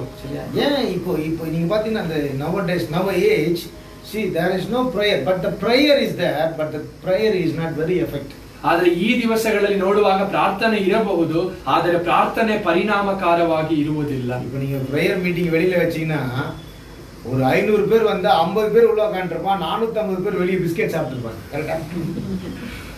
ಪ್ರಾರ್ಥನೆಯನ್ನ ಓಪನ್ ಏರ್ ಅಲ್ಲಿ ಇಡುವಾಗ 500 ಜನ ಬಂದರೆ 450 ಜನ ತಮ್ಮ ಕೆಲಸವನ್ನು ನೋಡುತ್ತಾರೆ, 50 ಜನ ಪ್ರಾರ್ಥನೆಯಲ್ಲಿ ಕುಳಿತಿರುತ್ತಾರೆ. ಏನು ಬಂದ್ರು? ಆದ್ರೆ ಬಂದಿರುವಂತ ಕಾರಣ ಏನು? ಪ್ರಾರ್ಥನೆ, ಲೆಮನ್ ಟೀ, அப்புறம் பிஸ்கட் ஃபுல்லா டபக் சாப்பிட்டுருப்பாங்க. ஆனா அவங்க எதுக்கு வந்தாங்க? மோகன் கிளாஸ் சொல்ற எல்லாரும் பிரேயருக்கு வந்துட்டா வெளியே தான் எல்லாரும் இருக்கிறாங்க. Should you understand? The sake, actually they satisfy themselves. I am going to pray, but the sake of the name, it is not real. ಅವರು ಹೆಸರಿಗೆ ಮಾತ್ರ ಪ್ರಾರ್ಥನೆಗೆ ಹೋಗುತ್ತೇವೆ ಅಂತ ಹೇಳಿಕೊಳ್ಳುತ್ತಾರೆ, ಆದರೆ ಅವರ ಮನಸ್ಸು ಅದರಲ್ಲಿ ಇರುವುದಿಲ್ಲ. So prayer வந்து ஆண்டவருக்கு பிரியம். ಪ್ರಾರ್ಥನೆ ಬಂದು ದೇವರು ಮೆಚ್ಚುವಂತ ಕಾರ್ಯ. நீங்க சிரிக்கணும்னு சொல்லிட்டா சில காரியம் சொல்லுங்க. அல்லேலூயா. ஓகே, அப்போ நம்ம எப்படி ஜெபம் பண்ணோம்? ಅದನ್ನ ನಾವು ಹೇಗೆ ಪ್ರಾರ್ಥಿಸಬೇಕು? ಯೇಸು ಕ್ರಿಸ್ತು ಕಣ್ಣೀರೋಡು ಜೆಬ ಮಾಡಿದರು. ಯೇಸು ಸ್ವಾಮಿ ಕಣ್ಣೀರಿನಿಂದ ಪ್ರಾರ್ಥಿಸಿದರು. ಆತನ ಬಲವಾಗಿ ಕೂಗುತ್ತಾ ಪ್ರಾರ್ಥಿಸಿದರು. ஆண்டவராக இயேசு கிறிஸ்து சிலுவையில் அறையும் பொழுது எல்லாரும் இயேசுவை பார்த்து அழுதாங்க. ಆ ಕರ್ತನಾದ ಯೇಸು ಸ್ವಾಮಿಯನ್ನ ಶಿಲುಬೆಯಲ್ಲಿ ಜಡಿಯುವಾಗ ಎಲ್ಲರೂ ಯೇಸು ಸ್ವಾಮಿಯನ್ನ ನೋಡಿ ಅತ್ತರು. நம்மள மாதிரியே ನಮ್ಮ ರೀತಿ ஏசாமி காரியம் சொன்ன உடனே கண்ணு தண்ணி ஊத்தும். காரணம் ஏசாமி ரொம்ப பாவம். ಯಾವುದೇ ಯೇಸು ಸ್ವಾಮಿಯ ಕುರಿತಾಗಿ ಏನಾದ್ರೂ ಕಾರ್ಯ ಹೇಳುವಾಗ ನಮ್ಮ ಕಣ್ಣಿನಿಂದ ಕಣ್ಣೀರು ಹೊರಡುತ್ತದೆ. ஏசாமி ரொம்ப பாவம். ಯೇಸು ಸ್ವಾಮಿ ತುಂಬಾ ಪಾಪ. மனசுல ஐயோ நினைச்சிருவோம். ಅಯ್ಯೋ ಎಂದು ಹೇಳಿ ನೆನೆಸಿಕೊಳ್ಳುತ್ತಾರೆ. ಅವರು சொல்றாரு எனக்காக அழாதீங்க. ಆದ್ರೆ ಯೇಸು ಸ್ವಾಮಿ ನಮ್ಮನ್ನ ನೋಡಿ ಹೇಳುತ್ತಾರೆ ನನಗೋಸ್ಕರ ನೀವು ಅಳಬೇಡಿ. ஏன்னா அவர் டியூட்டி அவருக்கு நியமித்த காரியத்தை செஞ்சு முடிச்சிட்டார். அவர் வெற்றியோடு கூட இருக்கிறார். ಯಾಕಂದ್ರೆ ಆತನ ನೇಮಿಸಿದ ಕಾರ್ಯವನ್ನ ಮುಗಿಸಿ ಜಯದಿಂದ ಆತನ ಇದ್ದಾರೆ. ಕಲ್ವಾರಿ ಶಿಲುವೆಯಲ್ಲಿ ಯೇಸು ಸ್ವಾಮಿ ಜಯಿத்தவராயினார். ಕಲ್ವಾರಿ ಶಿಲುವೆಯಲ್ಲಿ ಆತನು ವಿಜಯಗೊಂಡಿದ್ದಾನೆ ಅಂತ ವಾಕ್ಯ ಹೇಳುತ್ತದೆ. அவர் நியமித்ததை அவர் வெற்றியோடு செஞ்சு முடிச்சார். ನೇಮಿಸಿದನ್ನ ಆತನ ಜಯದಿಂದ ಮುಗಿಸಿದ್ದಾರೆ. நம்மள பார்த்து அவர் சொல்றாரு. ಆದ್ರೆ ನಮ್ಮನ್ನ ನೋಡಿ ಆತನು ಹೇಳುತ್ತಾನೆ உங்களுக்காக ನಿಮಗೋಸ್ಕರವಾಗಿಯೋ ನಿಮ್ಮ ಮಕ್ಕಳಿಗೋಸ್ಕರವಾಗಿಯೋ ಅಳಿರಿ. எதுக்காக நம்ம அழுது ஜெபம் பண்ணா? ಯಾವುದಕ್ಕೋಸ್ಕರ ನಾವು ಅತ್ತು ಪ್ರಾರ್ಥಿಸಬೇಕು? சாமி உங்க கையில இப்படி அடிச்சிட்டாங்களே, கால்ல அடிச்சிட்டாங்களே, ரத்தம் வருதுனால கூட இல்ல. ಯೇಸು ಸ್ವಾಮಿ ನಿಮ್ಮ ಕೈಗಳನ್ನ ಕಾಲುಗಳನ್ನ ಜಡಿದು ಈ ರಕ್ತ ಬರುತ್ತಿದೆಯಲ್ಲ ಎಂದು ಹೇಳಿ ಅಲ್ಲ. அது நமக்காக தேவர் ಮಾಡಿದ್ದಾರೆ பண்ணாரே அப்படின்னு சொல்லி நம்ம வேதனைப்பட்டு அழ வேண்டிய அவசியம் அது நமಗಾಗಿ ದೇವರು ಮಾಡಿದ್ದಾರೆ ಎಂದು ಹೇಳಿ ಕಣ್ಣೀರಿಟ್ಟು ಅಳುವ ಅವಶ್ಯಕತೆ ಇಲ್ಲ. என் பிள்ளை மனம் திரும்பணும், நான் மனம் திரும்பணும், நாங்க உங்களுக்கு உண்மையா வாழணும். நீங்க கல்வாரி சிலுவையில செஞ்ச அந்த பாவ நிவாரணைக்கு தக்கதாக நாங்க ஜீவிக்கிறோம், எங்களுக்கு பலன் தாரோம், இந்த உலகத்துல ஜெயிக்க கிருபை தாரோம் சொல்லி நீங்க அழுஞ்சோம். ಆದ್ರೆ ನಾವು ಹತ್ತು ಪ್ರಾರ್ಥಿಸಬೇಕಾಗಿರುವಂತದ್ದು ನಾವು ನಮ್ಮ ಮಕ್ಕಳು ಮನ ತಿರುಗಬೇಕು, ದೇವರ ನಮ್ಮ ಪಾಪಗಳಿಗಾಗಿ ಸತ್ತದರಿಂದ ನಾವು ಪರಿಶುದ್ಧರಾಗಿ ಜೀವಿಸಬೇಕು ಎಂಬುದಾಗಿ. Hallelujah. ಇದು ನಿಜವಾದ ಒಂದು ಪ್ರಾರ್ಥನೆ. This is one. Second. ಇದು ಮೊದಲನೆಯದು. ಎರಡನೇ ಕಾರ್ಯ Timothy chapter 1, 1 Timothy chapter 2 verse 1. ತಿಮೋತಿಗೆ ಬರೆದ ಪತ್ರಿಕೆ 1ನೇ ಅಧಿಕಾರ 1 ತಿಮೋತಿ 2ನೇ ಅಧಿಕಾರ 1ನೇ ವಚನ. ಆದ್ದರಿಂದ First Timothy chapter 2 verse 1. ಎಲ್ಲದಕ್ಕಿಂತ ಮೊದಲು ಮನುಷ್ಯರೆಲ್ಲರಿಗೋಸ್ಕರ ಅರಸರುಗಳಿಗಾಗಿಯೂ ಎಲ್ಲಾ ಅಧಿಕಾರಿಗಳಿಗಾಗಿಯೂ ವಿಜ್ಞಾಪನೆಗಳನ್ನು, ಪ್ರಾರ್ಥನೆಗಳನ್ನು, ಮನವಿಗಳನ್ನು, ಕೃತಜ್ಞತಾ ಸ್ತುತಿಗಳನ್ನು ಮಾಡಬೇಕೆಂದು ಎಚ್ಚರಿಸುತ್ತೇನೆ. ಅದೇ ಇಪ್ಪ ಅದಕ್ಕೆ ಕನ್ಕ್ಲೂಷನ್ ಒಂದು 4th verse. ಇದಕ್ಕೆ ಒಂದು ಅಂತ್ಯ ಬಂದು ಮನುಷ್ಯರು ರಕ್ಷಣೆ ಹೊಂದಿ ರಕ್ಷಿಸಲ್ಪಡ வேண்டும், ಸತ್ಯದ ಜ್ಞಾನಕ್ಕೆ ಸೇರಬೇಕೆಂಬುದು ಆತನ ಚಿತ್ತವಾಗಿದೆ. அல்லேலூயா. ஏன் எல்லாருக்காக ஜெபம் பண்ணோம்? ಯಾಕೆ ನಾವು ಎಲ್ಲರಿಗೋಸ್ಕರ எல்லாரும் ரட்சிக்கப்படணும். அல்லேலூயா. ರಕ್ಷಣೆ ಹೊಂದಬೇಕು. ஜெபத்துல இரண்டாவது காரியம், அந்த ಪ್ರಾರ್ಥನೆಯಲ್ಲಿ ಎರಡನೇ ಕಾರ್ಯ ಜನங்களுக்காக ನಾವು ಜನರಿಗೋಸ್ಕರ ಪ್ರಾರ್ಥಿಸಬೇಕು. என்ன ஆசீர்வதி, என் குடும்பத்தை ஆசீர்வதி, அப்புறம் என் பிள்ளையை ஆசீர்வதி, இயேசு நாமத்தினாலே ஆமென். அதுக்கு மேல ஒண்ணுமே தெரியாது. ನಮ್ಮನ್ನ ಆಶೀರ್ವದಿಸು, ನಮ್ಮ ಕುಟುಂಬವನ್ನ, ನಮ್ಮ ಮಕ್ಕಳನ್ನ ಆಶೀರ್ವದಿಸು ಅನ್ನುವಂಥದ್ದು ಮಾತ್ರ ಅಲ್ಲ. உலகம் முழுசும் ரட்சிக்கப்படுவதற்கு ஆண்டவர் சொல்றார், நீங்க ஜெபம் பண்ணணும். இது ஆண்டவருக்கு தெரியும். ಲೋಕದಲ್ಲಿರುವಂತಹ ಸಕಲ ಜನರ ರಕ್ಷಣೆ ಹೊಂದಬೇಕು, ಇದಕ್ಕೋಸ್ಕರ ಪ್ರಾರ್ಥಿಸಿರಿ, ಇದು ದೇವರಿಗೆ ಪ್ರಿಯವಾದ. நீங்க முட்டி போட்டு ஜெபம் பண்ண ஸ்டார்ட் பண்ணீங்கன்னா 2 மணி நேரம் 3 மணி நேரம் நம்ம ஜெப நேரமே நமக்கு பத்தாது. காரணம் எல்லாருக்காக நம்முடைய கூட பிறந்தவங்க ಬಂಧು ಬೆಳಕು ಈ ನೆಂಟರು, ಆಮೇಲೆ ನೇಬರ್ಸ್, ನಮ್ಮ ಮನೆ ಪಕ್ಕದ ಮನೆಯೆಲ್ಲ சொல்லிருக்காங்க, ನೆರೆಯವರು, ಎಲ್ಲರಿಗಾಗ ನಾವು ಜೋಮ್ ಮಾಡಿ. why we should pray? ಯಾಕೆ ನಾವು ಪ್ರಾರ್ಥಿಸಬೇಕು? everybody should. ಸಕಲ ಜನರು ಕೂಡ ರಕ್ಷಣೆ ಹೊಂದಬೇಕು. desire to say everybody, because you and me we should pray. ನಾವು ಸಕಲ ಜನರು ರಕ್ಷಣೆ ಹೊಂದುವಂತೆ ನಾವು ಆಸಕ್ತಿಯಿಂದ ಪ್ರಾರ್ಥಿಸಬೇಕು. God moved in our nation to save the people. ಯಾಕೆಂದ್ರೆ ನಮ್ಮ ಪ್ರಾರ್ಥನೆಯು ನಮ್ಮ ದೇಶದಲ್ಲಿ ದೇವರು ದೊಡ್ಡ ಕಾರ್ಯಗಳನ್ನ ಮಾಡುವಂತೆ ಪ್ರೇರೇಪಿಸುತ್ತದೆ. ನಾವು ಪ್ರಾರ್ಥಿಸಬೇಕು. ಎಷ್ಟು ಜನ ಪ್ರಾರ್ಥಿಸೋದಕ್ಕೆ ಇಷ್ಟಪಡುತ್ತೀರಾ? ಅದಕ್ಕೋಸ್ಕರ ಆಂಡವರು ನಮಗೆ ಚರ್ಚೆ ಕೊಡ್ತಿದ್ದಾರೆ. ಇದಕ್ಕೋಸ್ಕರವೇ ದೇವರು ನಮಗೆ ಸಭೆಯನ್ನು ಕೊಟ್ಟಿದ್ದಾರೆ. ಅಟ್ಲೀಸ್ಟ್ ಕೊಂಚ ನೇರ ಜೋಮನ್ ಸಭೆಯಲ್ಲಿ ಬಂದು ಸ್ವಲ್ಪ ಸಮಯ ಪ್ರಾರ್ಥಿಸಿರಿ. ನಮ್ಮ ದೇಶದ ರಕ್ಷೆ ದೇವರೇ ನಮ್ಮ ದೇಶವನ್ನು ರಕ್ಷಿಸಿರಿ. சரியா? இந்த தேசத்தை சேமம் பண்ணணும்னு இஷ்டம் இல்ல, ஜனங்க ரட்சிக்கப்படணும்னு இஷ்டம். ದೇಶವು ಕ್ಷೇಮ ಹೊಂದುವುದಕ್ಕಿಂತಲೂ ದೇಶದ ಜನರ ರಕ್ಷಣೆ ಹೊಂದುವಂತದ್ದು ಮುಖ್ಯ. ನಮಗೆ ನಿರಂತರವಾಗಿ ಬರುವುದಿಲ್ಲ, ಯಾಕಂದ್ರೆ ಈ ಲೋಕದಲ್ಲಿ ನಾವು ನಿರಂತರವಾಗಿ ನಾವು ಹೋಗುವಾಗ ಅನೇಕ ಜನರನ್ನ ದೇವರ ಬಳಿಗೆ ಕರೆದುಕೊಂಡು ಹೋಗಬೇಕು. ಉದ್ದೇಶ ಎಲ್ಲರೂ ನಿತ್ಯ ಜೀವನ பெற்றுக்கொள்ளணும். யாருமே நரகத்துக்கு போகக்கூடாது. அது உங்ககிட்ட ನಮ್ಮ ಆಸೆ ಪ್ರತಿಯೊಬ್ಬರು ನಿತ್ಯ ಜೀವವನ್ನು ಹೊಂದಿಕೊಳ್ಳಬೇಕು, ಒಬ್ಬರು ನರಕಕ್ಕೆ ಹೋಗಬಾರದು. ಅದಕ್ಕೆ எனக்கு பிரியன்னு சொல்றாரு. அந்த தேவன் ಹೇಳ್ತಾರೆ ಇದು ನನಗೆ ಪ್ರಿಯವಾದ ಕಾರ್ಯ. ಯೇಸು கிறிஸ்து இரண்டாவது என்ன செஞ்சாருன்னா அவர் எல்லா ஜனங்களுக்காக தன் ஜீவனை கொடுக்க ಪ್ರಾರ್ಥಿಸಿದರು. ಎರಡನೆಯದಾಗಿ ಯೇಸು ಸ್ವಾಮಿ ಎಲ್ಲ ಜನರ ರಕ್ಷಣೆ ಹೊಂದುವಂತೆ ತನ್ನ ಜೀವವನ್ನು ಕೊಡುವ ಹಾಗೆ ದೇವರ ಬಳಿಯಲ್ಲಿ ಪ್ರಾರ್ಥಿಸಿದರು. ஹalleluya. Okay okay. பிரேயர்ல மொத்தம் 3 காரியம். பிரேயர்ல 3 சொன்னா 2 சொல்றேன். 2 காரியம் சொல்றேன். ஓகே. அது ஒண்ணு எப்படி ஜெபம் பண்ணணும், ஏசாமி போல நம்ம ஜெபம் பண்ணணும். ரெண்டாவது யாருக்காக ஜெபம் பண்ணணும், எல்லாருக்காக ஜெபம் பண்ணணும். அதிகாரிகள், நம்ம பக்கத்து மனையில் இருக்கிறவங்க, டோட்டல் வேர்ல்டு, நம்ம கர்நாடக பகுதிக்காக ஜெபம் பண்ணணும். அல்லேலூயா. அந்த ಪ್ರಾರ್ಥನೆಯಲ್ಲಿ ಒಂದು ನಾವು ಯೇಸು ಸ್ವಾಮಿ ಅಂತ ಪ್ರಾರ್ಥಿಸಬೇಕು, ಎರಡನೆಯದಾಗಿ ಸಕಲ ಜನರ ರಕ್ಷಣೆಗಾಗಿ ನಾವು ಪ್ರಾರ್ಥಿಸಬೇಕು. ಇದು ದೇವರಿಗೆ ಮೆಚ್ಚುಗೆಯಾದ ಪ್ರಾರ್ಥನೆ. ಇದು ಆರಾಧನೆ ಜಪಂ. ಇದು ಆರಾಧನೆಯು ಪ್ರಾರ್ಥನೆಯ ಕುರಿತು. ಮೂರನೆಯ ಕಾರ್ಯ ಮೂರನೇ ಲೀವ್. ಮೂರನೆಯ ಕಾರ್ಯವು ನಮ್ಮ ಜೀವಿತವು, ಲೈಫ್, ನಮ್ಮ ಜೀವಿತ. ஆண்டவர் தன்னுடைய வாழ்க்கையில ஏசாமி தேவனுக்கு பிரியமா இருந்தார். ಯೇಸು ಸ್ವಾಮಿ ತನ್ನ ಜೀವಿತದ ಮೂಲಕ ತಂದೆಯಾದ ದೇವರಿಗೆ ಮೆಚ್ಚುಗೆಯಾಗಿದ್ದರು. இந்த 8th chapter ಫುಲ್ಲಾ நீங்க ಜಾನ್ ವಾಸ್ತು பாத்தீங்கன்னா, ಯೋಹಾನನ ಸುವಾರ್ತೆ 8ನೇ ಅಧಿಕಾರ ಪರಿಪೂರ್ಣವಾಗಿ ನೀವು ಓದುವುದಾದರೆ அவர் சொல்லாம நான் எதையும் செய்ய மாட்டேன், ತಂದೆ ಹೇಳದ ಹೊರತು ನಾವು ಒಂದು ಕಾರ್ಯವನ್ನ ಮಾಡುವುದಿಲ್ಲ. அவர் என்ன சொல்றாரோ அதை நான் செய்வேன், ಅವರು ಏನು ಹೇಳುತ್ತಾರೋ ಅದನ್ನ ನಾನು ಮಾಡುತ್ತೇನೆ. அப்போ நான் நிக்கிற the God, Jesus Christ stand and the pit and the tip, that's Jesus, that the father's will.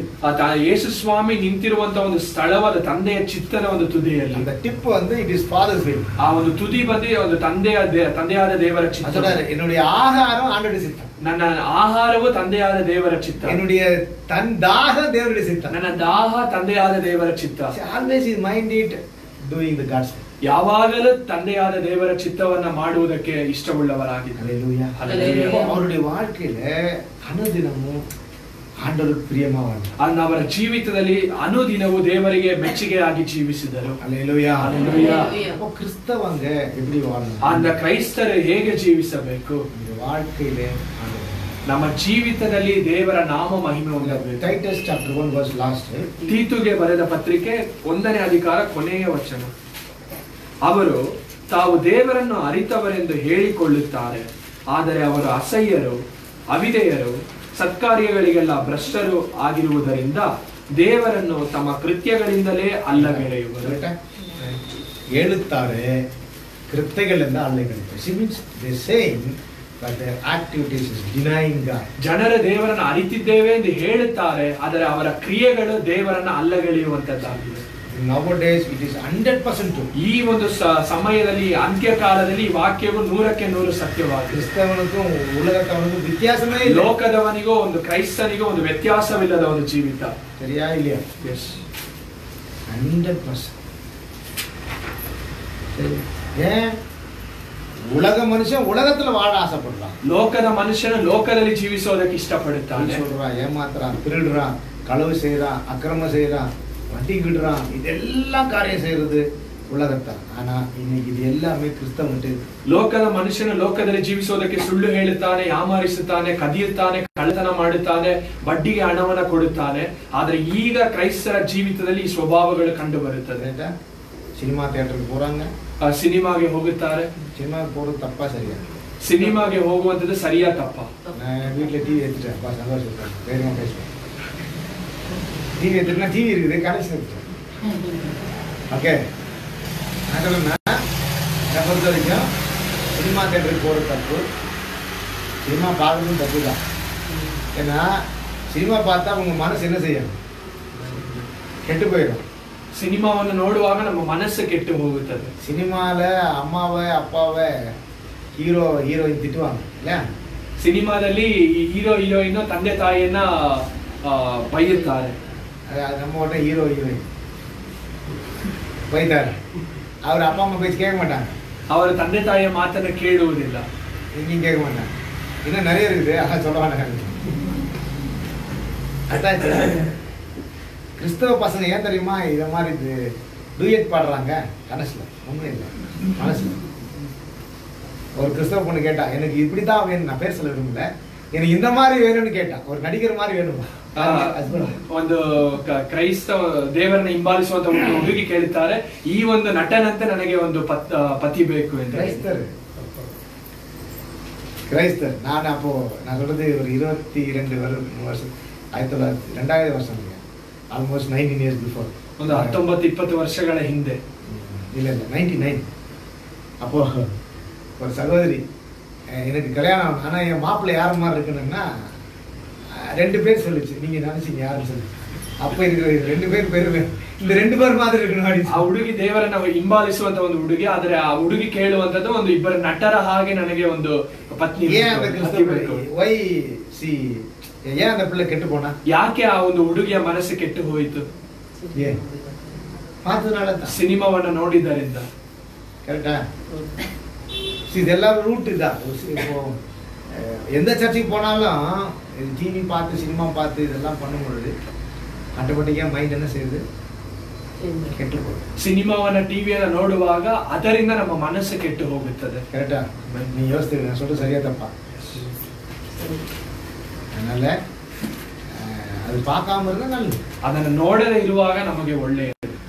நம்ம ஆண்டவருக்கு பயம் மட்டும் வந்து ಆ ದೇವರ ಭಯ ಮಾತ್ರ ನಮ್ಮ இந்த மாதிரி ஒவ்வொரு காரியம் ಇದರಂತೆ ಒಂದೊಂದು ಕಾರ್ಯವು வாழ்க்கையிலே ನಮ್ಮ ಜೀವಿತದಲ್ಲಿ ಲೈಫ್ல ஒரு சேஞ்ச் இருக்கு. ನಮ್ಮ ಜೀವಿತದಲ್ಲಿ ಒಂದು ವ್ಯತ್ಯಾಸ, ಒಂದು ಬದಲಾವಣೆ ಇರಬೇಕು. இன்னைக்கு சபைகளிலே அது சொல்லி கொடுக்குறாங்களா தெரியல, ஆனா இன்னைக்கு நிறைய கிறிஸ்தவ வாழ்க்கையில அது ஃபுல்லா மாறிச்சு. ரெண்டாவது இப்ப நிறைய பேர் சினிமா ரிலீஸ் ஆகுறது ஜெபம் பண்றாங்க. ಈ ಕಾಲಗಳಲ್ಲಿ ಅನೇಕರ ಒಂದು ಸಿನಿಮಾ ರಿಲೀಸ್ ಆಗೋದು, ಸಿನಿಮಾಗೋಸ್ಕರ ಪ್ರಾರ್ಥಿಸುವವರಿದ್ದಾರೆ. ಸಿನಿಮಾ ರಿಲೀಸ್ பண்றதுக்கு பிரேயர் மீட்டிங், ಸಿನಿಮಾ ರಿಲೀಸ್ ಮಾಡುವುದಕ್ಕೆ ಪ್ರಾರ್ಥನಾ ಕೂಟ. ಅಂದ್ರೆ ಅದು 100 ನಾள் ಓಡணும், ಅದು 100 ದಿವಸ ಓಡಬೇಕು ಎಂದು ಹೇಳಿ ನಮಗೆ ಯೋಚಿக்கும் போது இது நல்லதா தெரியல. ಇದನ್ನ நாம சினிமா ஜனங்களை சொல்றது ಪ್ರೀತಿக்கிறோம், என்ன சொல்றது, நேசிக்கிறோம். ನಾವು ಸಿನಿಮಾ ನಟರನ್ನ ನಾವು ಪ್ರೀತಿಸುತ್ತೇವೆ. எல்லாரும் ரட்சிக்கப்படணும், ಅವರೆಲ್ಲರೂ ರಕ್ಷಣೆ ಹೊಂದಬೇಕು, மனம் திரும்பணும், ಅವ್ರ ಮಾನಸಾಂತರ ಹೊಂದಬೇಕು. மனம் திரும்ப போய் தான் கூடாது, சினிமால சேரக்கூடாது. ಆದ್ರೆ ಮಾನಸಾಂತರ ಹೊಂದಿ ಪುನಃ ಅದೇ ಹಳೆಯ ಜೀವಿತಕ್ಕೆ ಅವರು இப்ப எப்படி மாறிடுச்சுன்னா கிறிஸ்தவ எப்படி சேஞ்ச் ಆಯ್ತು. ಆದ್ರೆ ಈಗ ಕ್ರೈಸ್ತರ ಒಂದು ಲೋಕ ಹೇಗೆ ಬದಲಾಯಿತೆಂದರೆ, அவங்க ரட்சிக்கப்படலாம், ಅವ್ರ ರಕ್ಷಣೆ ಹೊಂದಬಹುದು, ஜெபத்துக்கு வராங்க, ಅವರು ಪ್ರಾರ್ಥನೆಗೆ ಬರುತ್ತಾರೆ, ஆனா திரும்ப சினிமா நடிக்க, ಆದ್ರೆ ಪುನಃ ಸಿನಿಮಾದಲ್ಲಿ ನಟಿಸುವುದಕ್ಕೆ ಹೋಗುತ್ತಾರೆ. இப்ப அதுல வந்து ஒரு விக்கிரக போட்டோ வச்சுட்டு நீங்க வந்து ஒரு பூஜாரி நடிக்கணும்னு சொல்றாங்க.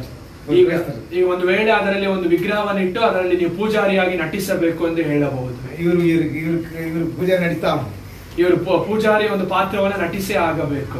ಕರೆಕ್ಟಾ?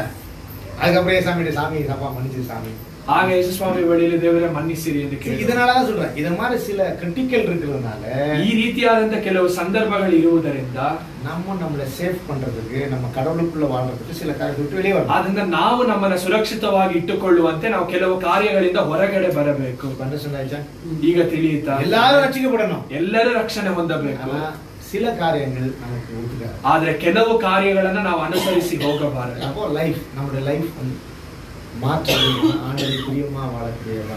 ಆದ್ದರಿಂದ ನಮ್ಮ ಜೀವಿತವು ದೇವರಿಗೆ ಮೆಚ್ಚುಗೆ ಆಗಿರುವಂತದ್ದಾಗಿರಬೇಕು. ஹல்லேலூயா, ஹல்லேலூயா. சரியா? அதான் நமக்கு ரொம்ப முக்கியம். நாலாவது முடிச்சேன். ನಾಲ್ಕನೆಯ ಕಾರ್ಯ ವರ್ಕ್, ಕೆಲಸ. அந்த வசனத்தை வாசிக்குமா? Colossian chapter 3 verse 23. ಕೊಲೊಸ್ಸೆದವರಿಗೆ ಬರೆದ ಪತ್ರಿಕೆ 3ನೇ ಅಧಿಕಾರ 23ನೇ ವಚನ.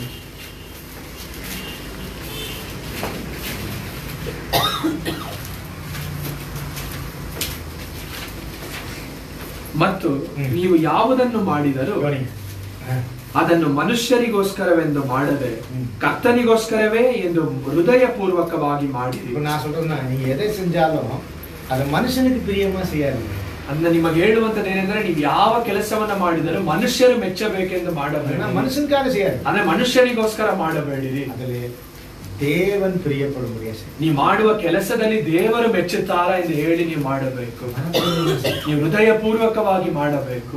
நம்ம ஏதாவது ஒரு வேலை செய்யும் பொழுது, ನಾವು ಯಾವುದಾದರೂ ಒಂದು ಕೆಲಸವನ್ನ ಮಾಡುವಾಗ அதை வந்து எப்படி செய்யணும்னா, கர்த்தருக்காக ಮನಪೂರ್ವಕ செய்யணும். ನಾವು ಇದು ದೇವರಿಗೋಸ್ಕರ ಮಾಡುತ್ತೇವೆ ಎಂದು ಹೇಳಿ ಮನಪೂರ್ವಕವಾಗಿ ನಾವು ಮಾಡಬೇಕು. ಮನೆಯಲ್ಲಿ ஒன்றுக்காரு இல்லை ஜென்ரல் ஸ்பீச் வரும்.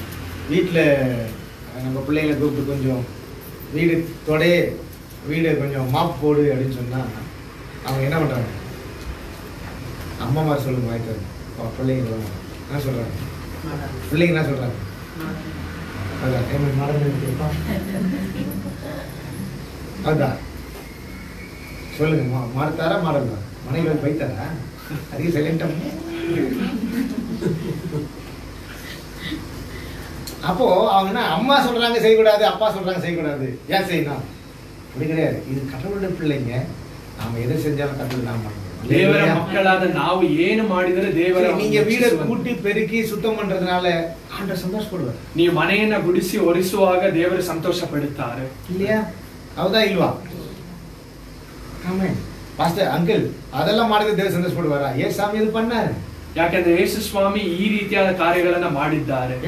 ஏசாமி அவர்தான் வீட்டுல மூத்தவர். ಯೇಸು ಸ್ವಾಮಿ ತನ್ನ ಮನೆಯಲ್ಲಿ ಆತನೇ ಹಿರಿಯವರು. ஏசாமி ஒரு நாள் ಅವರು போய் செய்யணும்னு சொல்லியிருப்பாரா?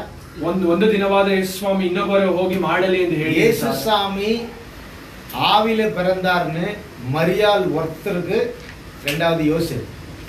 இது ஏசாமி சிலுவையில சாகும் வரை யாரும் தெரியாது. ಈ ಯೇಸು ಸ್ವಾಮಿ ಆತ್ಮದಲ್ಲಿ ಹುಟ್ಟಿದ್ದಾರೆ ಅನ್ನುವಂಥದ್ದು ಮರಿಯಳಿಗೂ ಯೋಸೆಫನಿಗೂ ಹೊರತಾಗಿ ಯಾರಿಗೂ ತಿಳಿದಿಲ್ಲ. ಬೈಬಲ್ படிச்சீங்கன்னா மரியாள் அதை தன் இருதயத்திலே வைத்துக் கொண்டார். ಸತ್ಯವೇದವನ್ನು ಓದುವಾಗ ವಾಕ್ಯ ಹೇಳುತ್ತದೆ ಮರಿಯಳು ಈ ಕಾರ್ಯವನ್ನ ತನ್ನ ಮನಸ್ಸಿನಲ್ಲಿ ಇಟ್ಟುಕೊಂಡಳು. ಯಾರಿಗೂ ಕೂಡ ಹೇಳಲಿಲ್ಲ. அப்ப இயேசு சாமி ஹியூமன் பீயிங் ஆக ஜீவிச்சார். அந்த ಯೇಸು ಸ್ವಾಮಿ 100% ಮನುಷ್ಯ. மரியாளுக்கு மட்டும் தான் தெரியும் அவர் தேவனுடைய குமாரன். ಆದ್ರೆ ಮರಿಯಳಿಗೆ ಮಾತ್ರ ಗೊತ್ತು ಆತನ ದೇವರ ಮಗನು. அவர் என் வயித்துல பிறக்க வந்து அவர் உள்ள வந்தார ஒழிய அவர் என்னுடைய பிள்ளை இல்ல, அவர் ದೇವನುடைய குமாரன். மரியாளுக்கு தெரியும். ಆತನು ಹುಟ್ಟುವಂತೆ ನನ್ನ ಹೊಟ್ಟೆಯಲ್ಲಿ ಬಂದನೆ ಹೊರತು ಮನುಷ್ಯ ಸ್ವಭಾವವಾಗಿ ಬರಲಿಲ್ಲ ಅನ್ನುವಂಥದ್ದು ಮರಿಯಳಿಗೆ. ஆனா அவங்க அதுக்கப்புறம் பிறந்த 4 பேர் பிறந்தாங்க. 4 பேரா 2 சகோதரர் 2 சகோதரி. இவங்களுக்கு வந்து ஏசாமி அவர் தெய்வத்தினுடைய குமாரன் தெரியாது. ಆದ್ರೆ ಅನಂತರ ಅವರಾದ ನಂತರ ಹುಟ್ಟಿದ 2 ಗಂಡು ಹೆಣ್ಣು ಮಕ್ಕಳಿಗೆ ಅವರು ಯೇಸು ಸ್ವಾಮಿ ದೇವರ ಮಗನು ಅನ್ನುವಂಥದ್ದು ತಿಳಿದಿಲ್ಲ. அப்போ இவங்க 4 பேருக்கு இவர் தான் எக்ஸாம்பிளா இருந்திருப்பாங்க. ಈ 4 ಜನರಿಗೂ ಯೇಸು ಸ್ವಾಮಿಯ ಮಾದರಿಯಾಗಿ ಜೀವಿಸಿರುತ್ತಾರೆ. நான் ஏன் செய்யணும்? ನಾನು ಯಾಕೆ ಮಾಡಬೇಕು? நம்மள மாதிரி ஏசாமி சொல்ல மாட்டார். ನಮ್ಮ ರೀತಿಯಾಗಿ ದೇವರು ಹೇಳಿರುವುದಿಲ್ಲ. நான் கண்டிப்பா சொல்லிருப்பேன். நீங்க சொல்ல மாட்டீங்க. நான் சொல்லிருப்பேன். நான் ஏன் செய்யணும்னு சொல்லிருப்பேன். ஆனா ஏசாமி ஒரு நாள் சொல்லிருப்பார். ಆದ್ರೆ ಯೇಸು ಸ್ವಾಮಿ ಒಂದು ದಿನವೂ ಹೇಳಿರುವುದಿಲ್ಲ. ಯಾಕೆಂದ್ರೆ ಆತನ ಮಾದರಿಯಾಗಿ ಜೀವಿಸಿದ್ದಾರೆ. ஜீவிச்சிருப்பாரு இல்லையா? ஆமென். ஹல்லேலூயா ஹல்லேலூயா. அப்போ அவர் எதை செஞ்சாலும் தேவனுடைய மகிமை காண்பிச்சு. ಆತನು ಏನು ಮಾಡಿದರೆ ದೇವರ ನಾಮದ ಮಹಿಮೆಗಾಗಿ. 12 வயசுல ஏசாமி ப்ரீச்சிங் பண்றாரு. 12 ವರ್ಷದಲ್ಲಿ ಅವರು ಹೋಗಿ ದೇವಾಲಯದಲ್ಲಿ ಬೋಧಿಸುತ್ತಾರೆ. அப்போ ஏசாமி ப்ரீச் பண்ணும்போது எல்லாரும் அந்த ப்ரீச்சிங் கேட்டு சொல்றாங்க, ஆஹா இது தேவனுடைய வசனத்தை போல இருக்கு, இவருடைய ஞான அறிவு இருக்குன்னு சொன்னப்போ அவங்க அப்பா அம்மா அப்படின்னா ஃபிளஷ்ல மரியாளும் யோசேப்பு வந்து ஏசாமி கூப்பிடுறாங்க. ಯೇಸು ಸ್ವಾಮಿ ಆ ದೇವಾಲಯದಲ್ಲಿ ಬೋಧಿಸುತ್ತಿರುವಾಗ ಬೋಧನೆ ಕೇಳಿದ ಎಲ್ಲರೂ ಆಶ್ಚರ್ಯ ಪಡುತ್ತಾರೆ. ಹಾಗಾಗಿ ಆತನ ತಂದೆ ತಾಯಿ ಬಂದು ಆತನನ್ನು ಕರೆಯುತ್ತಾರೆ. அப்போ அவர் என்ன சொல்றாருன்னா நான் பிதாவினுடைய வேலையை செய்றேன் என்ன கூப்பிடுறேன்னு சொல்றாரு. ಆಗ ಯೇಸು ಸ್ವಾಮಿ ಹೇಳುತ್ತಾರೆ ನಾನು ತಂದೆಯ ಕೆಲಸವನ್ನು ಮಾಡುತ್ತಿದ್ದೇನೆ ನನ್ನನ್ನು ಯಾಕೆ ಕರೆಯುತ್ತೀರಿ? பிதா சொல்றாரு இப்போ இல்ல.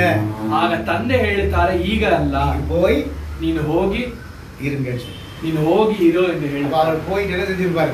ಆಗ ಯೇಸು ಸ್ವಾಮಿ ಹೋಗಿ ಏನು ಮಾಡಿರುತ್ತಾರೆ? ಎಲ್ಲ வேலையும் செஞ்சிருப்பாரு. ಎಲ್ಲ ಕೆಲಸವನ್ನ ಮಾಡಿರುತ್ತಾರೆ. ಯೇಸು ಪಾತ್ರೆ ಕழுவிருப்பாரு. ಯೇಸು ಸ್ವಾಮಿ ಪಾತ್ರೆಯನ್ನು ತೊಳೆದಿರುತ್ತಾರೆ. பார்க்கல, ஆனா நான் உண்மை நம்புறேன் என்னன்னா அவர் என்ன சொல்லிஇருந்தாலும் ಕೀழ்ಪಡಿಸಿ. ಆದರೆ ನಾವು ಅದನ್ನು ನೋಡದೇ ಇರಬಹುದು, ಆದರೆ ನಿಜವಾಗಿಯೂ ಆತನ ಏನು ಹೇಳಿದರೂ ಅದಕ್ಕೆ ವಿಧೇಯನಾಗಿರುತ್ತಾರೆ. ಇಲ್ಲ ಬಟ್ಟೆ ವಾಶ್ ಮಾಡಿ ಕೊಡ್ತಿರ್ತಾರೆ, ಬಟ್ಟೆಯನ್ನು ಒಗೆದು ಕೊಟ್ಟಿರುತ್ತಾರೆ. ಇನ್ ಕೇಸ್ ಅವ್ರು சொல்லியிருந்த ಒಂದು ವೇಳೆ ಅವರಿಗೆ ಹೇಳಲ್ಪಟ್ಟಿದ್ದಾರೆ.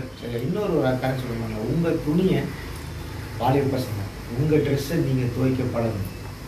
ಯೌವನಸ್ಥರು ನಿಮ್ಮ ವಸ್ತ್ರಗಳನ್ನು ನೀವು ತೊಳೆದುಕೊಳ್ಳುವುದಕ್ಕೆ ಅಭ್ಯಾಸ ಮಾಡಬೇಕು. ನನ್ನ ಡ್ರೆಸ್ ನಾನು ಒಗೆದಿಲ್ಲ. ಬೋಧಕರು ಅವರ ವಸ್ತ್ರವನ್ನು ಅವರೇ ಒಗೆದುಕೊಳ್ಳುತ್ತಾರೆ. ಫಸ್ಟ್ ಕೈಯಲ್ಲಿ ತೊಳೆದ, ಈಗ ವಾಷಿಂಗ್ ಮಿಷಿನ್ ತೊಳೆದ. ಮೊದಲೇ ಕೈಯಲ್ಲಿ ತೊಳೆದಂಥದ್ದು, ಈಗ ವಾಷಿಂಗ್ ಮಿಷಿನ್. ஃபர்ஸ்ட் கையில் துவைச்சு இப்போ வாஷிங் மிஷின் துவைக்கலாம். அதனால் வாலிப பிள்ளைகள், கிறிஸ்தவ பிள்ளைகள், கடவுளுடைய பிள்ளைகள், நீங்கள்லாம் ஏசாமி ஏற்றுக்கிட்ட பிறகு உங்கள் வீட்டில் வேலையை சந்தோஷமாக ಆಂಡವರಿಗಾಗಿ செய்யணும். ದೇವರನ್ನು ಅಂಗೀಕರಿಸಿಕೊಂಡಿರುವಂತ ಜನರು ಯೌವನಸ್ಥರು ನಿಮ್ಮ ಮನೆಯಲ್ಲಿ ಎಲ್ಲ ಕೆಲಸವನ್ನು ಸಂತೋಷದಿಂದ ಮಾಡಬೇಕು. நீங்க அப்படி செய்யலன்னா எனக்கு ಫೋನ್ ಮಾಡಿ, ಪಾಸ್ಟರ್ ಬಂದು ಏನು ಮಾಡ್ತೀವಿ, ಪಾಸ್ಟ್ ಮಾಡಿಕೊಟ್ಬಿಟ್ಟು ಹೋಗ್ತೇವೆ. ಅವಾಗ ಯಾವುದು ನಮ್ಮ ಮಕ್ಕಳಿಗೆ ಏನು ಬರುತ್ತೆ, ನಮ್ಗೆ ಬಂದು ಭಯ ಇಲ್ಲ, ಬೈತಾರೆ ಪಾಸ್ ಬರ್ತಾರೆ ಓಡ್ಬಿಡ್ತಾರೆ. See, understand?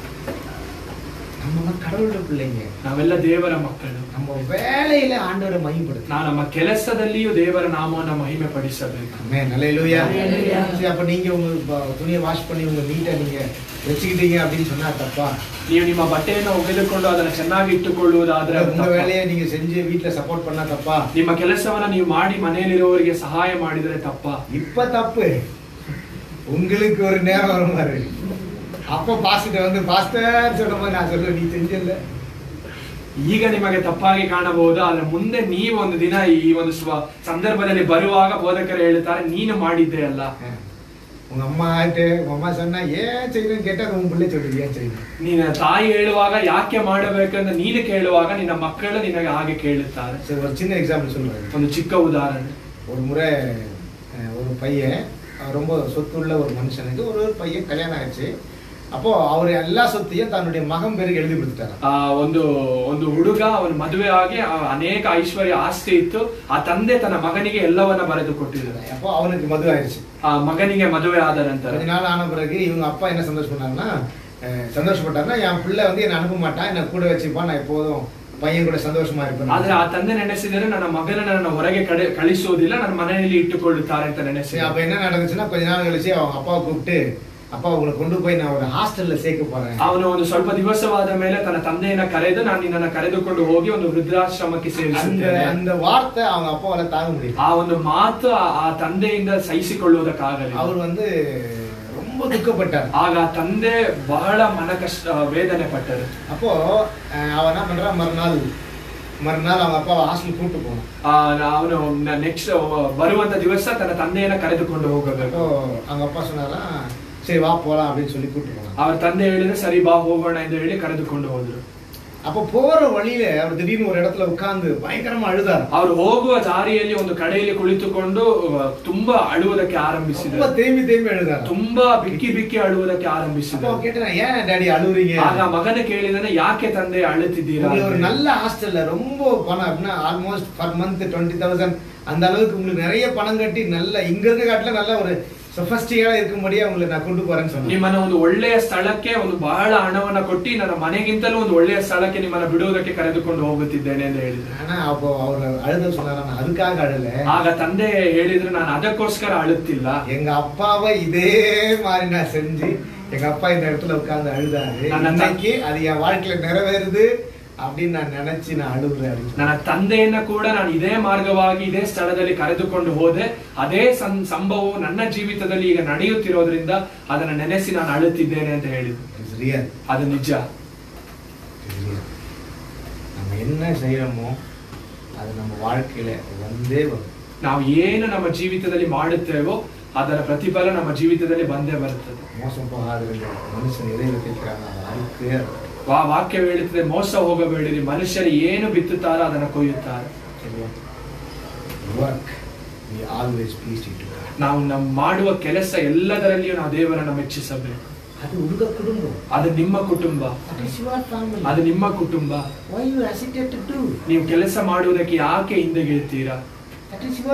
ಅದು ನಿಮ್ಮ ಕುಟುಂಬ.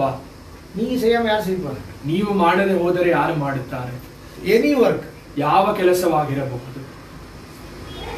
கடவுளுடைய மகிமைக்காக ದೇವರ ನಾಮದ ಮಹಿಮೆಗೋಸ್ಕರ ನಾವು ಮಾಡಬೇಕು. சரியா?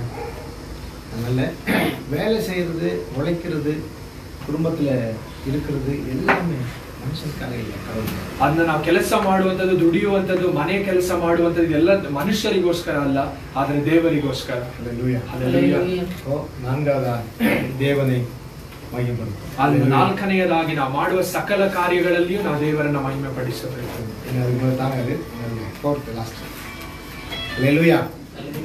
அப்போ தேவன் இயேசு கிறிஸ்து அழகான ஸ்டேட்மெண்ட் கொடுக்கிறாரு, நான் எப்பொழுதும் என் தேவனுக்கு பிரியமா இருக்கிறபடியா அவன் என்னோடு கூடவே இருக்கிறார். அந்த ಯೇಸು ಸ್ವಾಮಿ ತನ್ನ ಕುರಿತಾಗಿ ಒಂದು ಸಾಕ್ಷಿ ಹೇಳುತ್ತಾರೆ, ನಾನು ತಂದೆಗೆ ಮೆಚ್ಚುಗೆ ಆಗಿರುವುದನ್ನ ಮಾಡುವುದರ ನಿಮಿತ್ತ ತಂದೆ ನನ್ನ ಒಬ್ಬನ ಒಂಟಿಯಾಗಿ ಬಿಡಲಿಲ್ಲ.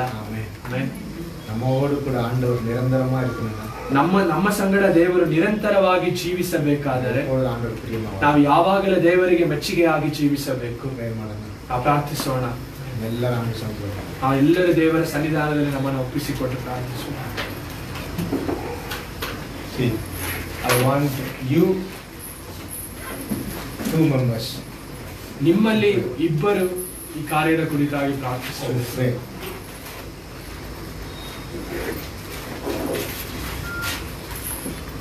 I want you 2 of you to pray for this meditation.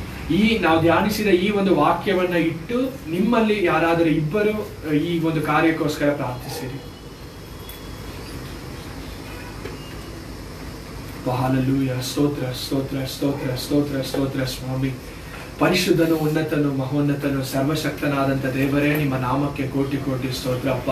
ಕರ್ತನೇ, ನಿಮ್ಮ ಮಾತುಗಳನ್ನ ಕೇಳುವುದಕ್ಕೆ ದಾಹದಿಂದ ಬಂದ ಸಭೆಯ ಒಂದೊಂದು ಮಕ್ಕಳನ್ನ ನಿಮ್ಮ ಜೀವಕರವಾದ ವಾಕ್ಯಗಳಿಂದ ಕರ್ತನೆ ನಮ್ಮನ್ನ ಈ ದಿನ ಪೋಷಿಸಿದ್ದಕ್ಕಾಗಿ ಸ್ತೋತ್ರ ದೇವರೇ. ಕರ್ತನೆ, ವಾಕ್ಯವು ಹೇಳುತ್ತದೆ, ನಿಮ್ಮ ವಾಕ್ಯವನ್ನ ಕೇಳುವವರಾಗಿ ನಿಮ್ಮನ್ನ ನೀವು ಮೋಸಗೊಳಿಸಿಕೊಳ್ಳಬೇಡಿರಿ, ವಾಕ್ಯಗಳನ್ನ ಕೈಗೊಂಡು ನಡೆಯುವವರಾಗಿ ನೀವಿರಿರಿ ಅಂತ ನಾವು ಯಾಕೋಬನ ಪತ್ರಿಕೆಯಲ್ಲಿ ಕಾಣುತ್ತೇವೆ ಅಪ್ಪ. ದೇವರೇ, ಈ ದಿನ ಸಭೆಯ ಬೋಧಕರ ಮೂಲಕವಾಗಿ ಪವಿತ್ರಾತ್ಮನ ಮುಖಾಂತರವಾಗಿ ತಂದೆಯಾದ ದೇವರು ಯೇಸು ಸ್ವಾಮಿ, ನೀವು ನಮ್ಮ ಸಂಗಡ, ಸಭೆಯ ಸಂಗಡ, ನಿಮ್ಮ ಮಕ್ಕಳಾದ ನಮ್ಮ ಸಂಗಡ ನೀವು ಮಾತನಾಡಿದ್ದೀರಾ ದೇವರೇ. ಕರ್ತನೆ, ಈ ಒಂದು ವಾಕ್ಯವು ಈ ದಿನ ನಮ್ಮ ಮಡಿಯಲ್ಲಿ ನಮ್ಮ ಮನಸ್ಸಾಕ್ಷಿಯನ್ನು ನೋಡಿ ಒಂದು ಪ್ರಶ್ನೆಯನ್ನು ಕೇಳುತ್ತದೆ. ನಾವು ದೇವರಿಗೆ ಮೆಚ್ಚುಗೆ ಆಗಿ ಇದ್ದೇವಾ ಅನ್ನುವಂಥ ಒಂದು ಕಾರ್ಯವನ್ನು ಈ ದಿನ ನಮ್ಮ ಮುಂದೆ ನೀವು ಇಟ್ಟಿದ್ದೀರಪ್ಪ. ಕರ್ತನೆ, ನಾವು ಹಿಂತಿರುಗಿ ನೋಡುವಾಗ ಅನೇಕ ಕೊರತೆಗಳು ಇದೆ. ಹೇಳಲ್ಪಟ್ಟ ಪ್ರಾರ್ಥನೆಯಲ್ಲಿಯೋ, ಆರಾಧನೆಯಲ್ಲಿಯೋ, ಜೀವಿತದಲ್ಲಿಯೋ, ಕೆಲಸಗಳಲ್ಲಿಯೋ ನಮ್ಮಲ್ಲಿ ಅನೇಕ ಕೊರತೆಗಳು ಕಂಡು ಬರುತ್ತದೆ ದೇವರೇ. ಆದುದರಿಂದ ಈ ದಿನ ದೇವರೇ, ಅದೆಲ್ಲವನ್ನ ನಿಮ್ಮ ಪಾದದಲ್ಲಿ ನಾವು ಒಪ್ಪಿಸಿಕೊಡುತ್ತೇವೆ, ಅದೆಲ್ಲವನ್ನ ನಿಮ್ಮ ಪಾದದಲ್ಲಿ ನಾವು ಸಮರ್ಪಿಸುತ್ತೇವೆ. ನಾವು ಇದುವರೆಗೂ ಮಾಡಿದ ತಪ್ಪುಗಳನ್ನು ನಮಗೆ ನೀವು ತೋರಿಸಿದ್ದಕ್ಕಾಗಿ ಸ್ತೋತ್ರ. ಇದುವರೆಗೂ ನಾವು ಮಾಡಿದ ನಮ್ಮ ಸ್ವಭಾವಗಳನ್ನ ನಮ್ಮ ಮುಂದೆ ನೀವು ವಾಕ್ಯದ ನಿಮಿತ್ತವಾಗಿ ತೋರಿಸಿದ್ದಕ್ಕಾಗಿ ಸ್ತೋತ್ರ. ಆದರೆ ದೇವರೇ, ವಾಕ್ಯಗಳನ್ನ ಕೇಳಿದ್ದೇವೆ, ವಾಕ್ಯದ ಮೂಲಕ ನೀವು ಮಾತನಾಡಿದ್ದೀರಪ್ಪ. ಆದ್ರಿಂದ ನೀವು ಮಾತನಾಡುವ ಮಾತುಗಳನ್ನ ನಾವು ಮನಸ್ಸಿನಲ್ಲಿ ಇಟ್ಟುಕೊಂಡು ನಮ್ಮ ಜೀವಕಾಲವೆಲ್ಲ ದೇವರೇ, ನಾವು ಮಾಡುವ ಆರಾಧನೆಯಲ್ಲಿ ಇರಬಹುದು, ನಾವು ಮಾಡುವ ಪ್ರಾರ್ಥನೆಯಲ್ಲಿ ಇರಬಹುದು, ನಮ್ಮ ಕೆಲಸದ ಸ್ಥಳದಲ್ಲಿ ಇರಬಹುದು, ನಮ್ಮ ಜೀವಿತದಲ್ಲಿ ಇರಬಹುದು, ನಮ್ಮನ್ನ ನೋಡುವ ಜನರು ನಾವು ಆರಾಧಿಸುವ ದೇವರನ್ನ ನಮ್ಮಲ್ಲಿ ಕಾಣುವಂತೆ ದೇವರೇ ಅಪ್ಪ, ನಮ್ಮನ್ನ ನೀವು ಮಾರ್ಪಡಿಸಬೇಕೆಂಬುದಾಗಿ ನಾವು ಬೇಡುತ್ತೇವೆ ಅಪ್ಪ. ಅಪ್ಪ ಕರ್ತನೆ, ಪೌಲನ್ನು ಬರೆಯುವಾಗ ಫಿಲಿಪ್ಪಿಯದವರಿಗೆ ಹೇಳುತ್ತಾನೆ, ಯೇಸು ಕ್ರಿಸ್ತನಲ್ಲಿ ಇದ್ದ ಮನಸ್ಸು ನಿಮ್ಮಲ್ಲಿ ಇರಲಿ ಎಂದು ಹೇಳಿ ಬರೆಯುತ್ತಾರೆ ಅಪ್ಪ. ಆದುದರಿಂದ ನಿಮ್ಮ ಸ್ವಭಾವ ನಮಗೆ ಬೇಕು, ನಿಮ್ಮ ಗುಣಗಳೇ ನಮಗೆ ಬೇಕು. ನೀವು ತಗ್ಗಿಸಿಕೊಂಡಂತೆ ನಾವು ತಗ್ಗಿಸಿಕೊಳ್ಳಬೇಕಪ್ಪ, ನೀವು ವಿಧೇಯರಾದಂತೆ ನಾವು ವಿಧೇಯರಾಗಬೇಕಪ್ಪ, ನೀವು ಮಾತನ್ನ ಕೇಳಿದಂತೆ ನಾವು ಕೇಳಬೇಕು ದೇವರೇ, ನೀವು ಜೀವಿಸಿದಂತೆ ನಾವು ಜೀವಿಸಬೇಕಪ್ಪ, ನೀವು ಆರಾಧಿಸಿದಂತೆ ನಾವು ಆರಾಧಿಸಬೇಕಪ್ಪ. ಕರ್ತನೆ, ನೀವು ಪ್ರಾರ್ಥಿಸಿದಂತೆ ನಾವು ಪ್ರಾರ್ಥಿಸಬೇಕು ದೇವರೇ. ಆದ್ರಿಂದ ನಮ್ಮನ್ನ ಬಲಪಡಿಸಿ, ಸಭೆಯ ಮಕ್ಕಳು ಒಬ್ಬೊಬ್ಬರನ್ನ ಬಲಪಡಿಸಿ ಕರ್ತನೆ, ನೀವು ನಮಗೆ ಬಿಟ್ಟು ಹೋಗಿರುವ ಹೆಜ್ಜೆಯ ಜಾಡಿನಲ್ಲಿ ನಾವು ನಡೆಯುವಂತೆ ನಮಗೆ ಒಳ್ಳೆಯ ಮಾದರಿ ನೀವು, ನಮಗೆ ಒಳ್ಳೆಯ ಎಕ್ಸಾಂಪಲ್ ನೀವು ದೇವರೇ. ನಿಮ್ಮನ್ನ ನಾವು ಹಿಂಬಾಲಿಸುವಂತೆ ನಮ್ಮನ್ನ ಬಲಪಡಿಸಿ ಅಪ್ಪ. ಈ ದಿನ ದೇವರೇ, ನಾವು ನಿಜವಾಗಿಯೂ ಕೊಡಬೇಕಾದ ಸಾಕ್ಷಿಯ ಕುರಿತಾಗಿ ನಮಗೆ ತಿಳಿಸಿಕೊಟ್ಟದಕ್ಕಾಗಿ ಸ್ತೋತ್ರ. ಇನ್ನು ಮುಂದೆ ದೇವರೇ, ನಮ್ಮ ಜೀವಿತದಲ್ಲಿ ನಾವು ಹೇಳುವ ಸಾಕ್ಷಿ, ನಾ ಕರ್ತನಿಗೆ ಮೆಚ್ಚುಗೆಯಾಗಿ ಇದ್ದೇನೆ, ನಾ ದೇವರನ್ನ ಮೆಚ್ಚುಗೆಯಾಗಿ, ನಾನು ದೇವರನ್ನ ಮೆಚ್ಚಿಸುವಂತ ಮಗನಾಗಿ, ದೇವರಿಗೆ ಪ್ರಿಯವುಳ್ಳ ಮಗನಾಗಿ, ದೇವರ ನನ್ನನ್ನು ನೋಡಿ ಈತನ ನನ್ನ ಪ್ರಿಯ ಮಗನು ಎಂದು ಹೇಳುವ ಹಾಗೆ ನಮ್ಮ ಸ್ವಭಾವಗಳು ಮಾರ್ಪಡಲಿ ಅಪ್ಪ, ನಮ್ಮ ಜೀವಿತ ಮಾರ್ಪಡಲಿ ದೇವರೇ. ಈ ದಿನ ಕೇಳಿರುವಂತ ಜೀವವುಳ್ಳ ವಾಕ್ಯವು ನಮ್ಮ ಜೀವವಾಗಿ ಮಾರ್ಪಡುವಂತೆ ನಾವು ನಮ್ಮನ್ನ ಪರಿಪೂರ್ಣವಾಗಿ ಒಪ್ಪಿಸಿಕೊಡುತ್ತೇವೆ ಅಪ್ಪ. ನಮ್ಮಲ್ಲಿರುವಂತ ಎಲ್ಲ ಕರ್ತನೆ ಕೆಟ್ಟ ಗುಣಾತಿಶಯಗಳನ್ನ ತೆಗೆದು ಹಾಕಿ ದೇವರೇ ನಾವು ಒಪ್ಪಿಕೊಳ್ಳುತ್ತೇವೆ ಅಪ್ಪ. ನಾವು ಅರಿಕೆ ಮಾಡುತ್ತೇವೆ ದೇವರೇ, ನಮ್ಮಲ್ಲಿ ಇರುವಂತ, ನಮ್ಮ ಮನಸ್ಸಿನಲ್ಲಿರುವಂತ ಎಲ್ಲ ಕಾರ್ಯವನ್ನು ನಾವು ಅರಿಕೆ ಮಾಡುತ್ತೇವೆ. ಈ ದಿನ ಹೇಳಿರುವ ಅನೇಕ ಕಾರ್ಯಗಳಲ್ಲಿ ನಾವು ತಪ್ಪಿರುವುದು ಉಂಟು ದೇವರೇ, ಅದನ್ನ ಮರೆ ಮಾಡದೆ ನಿಮ್ಮ ಮುಂದೆ ತರುತ್ತೇವೆ ಅಪ್ಪ.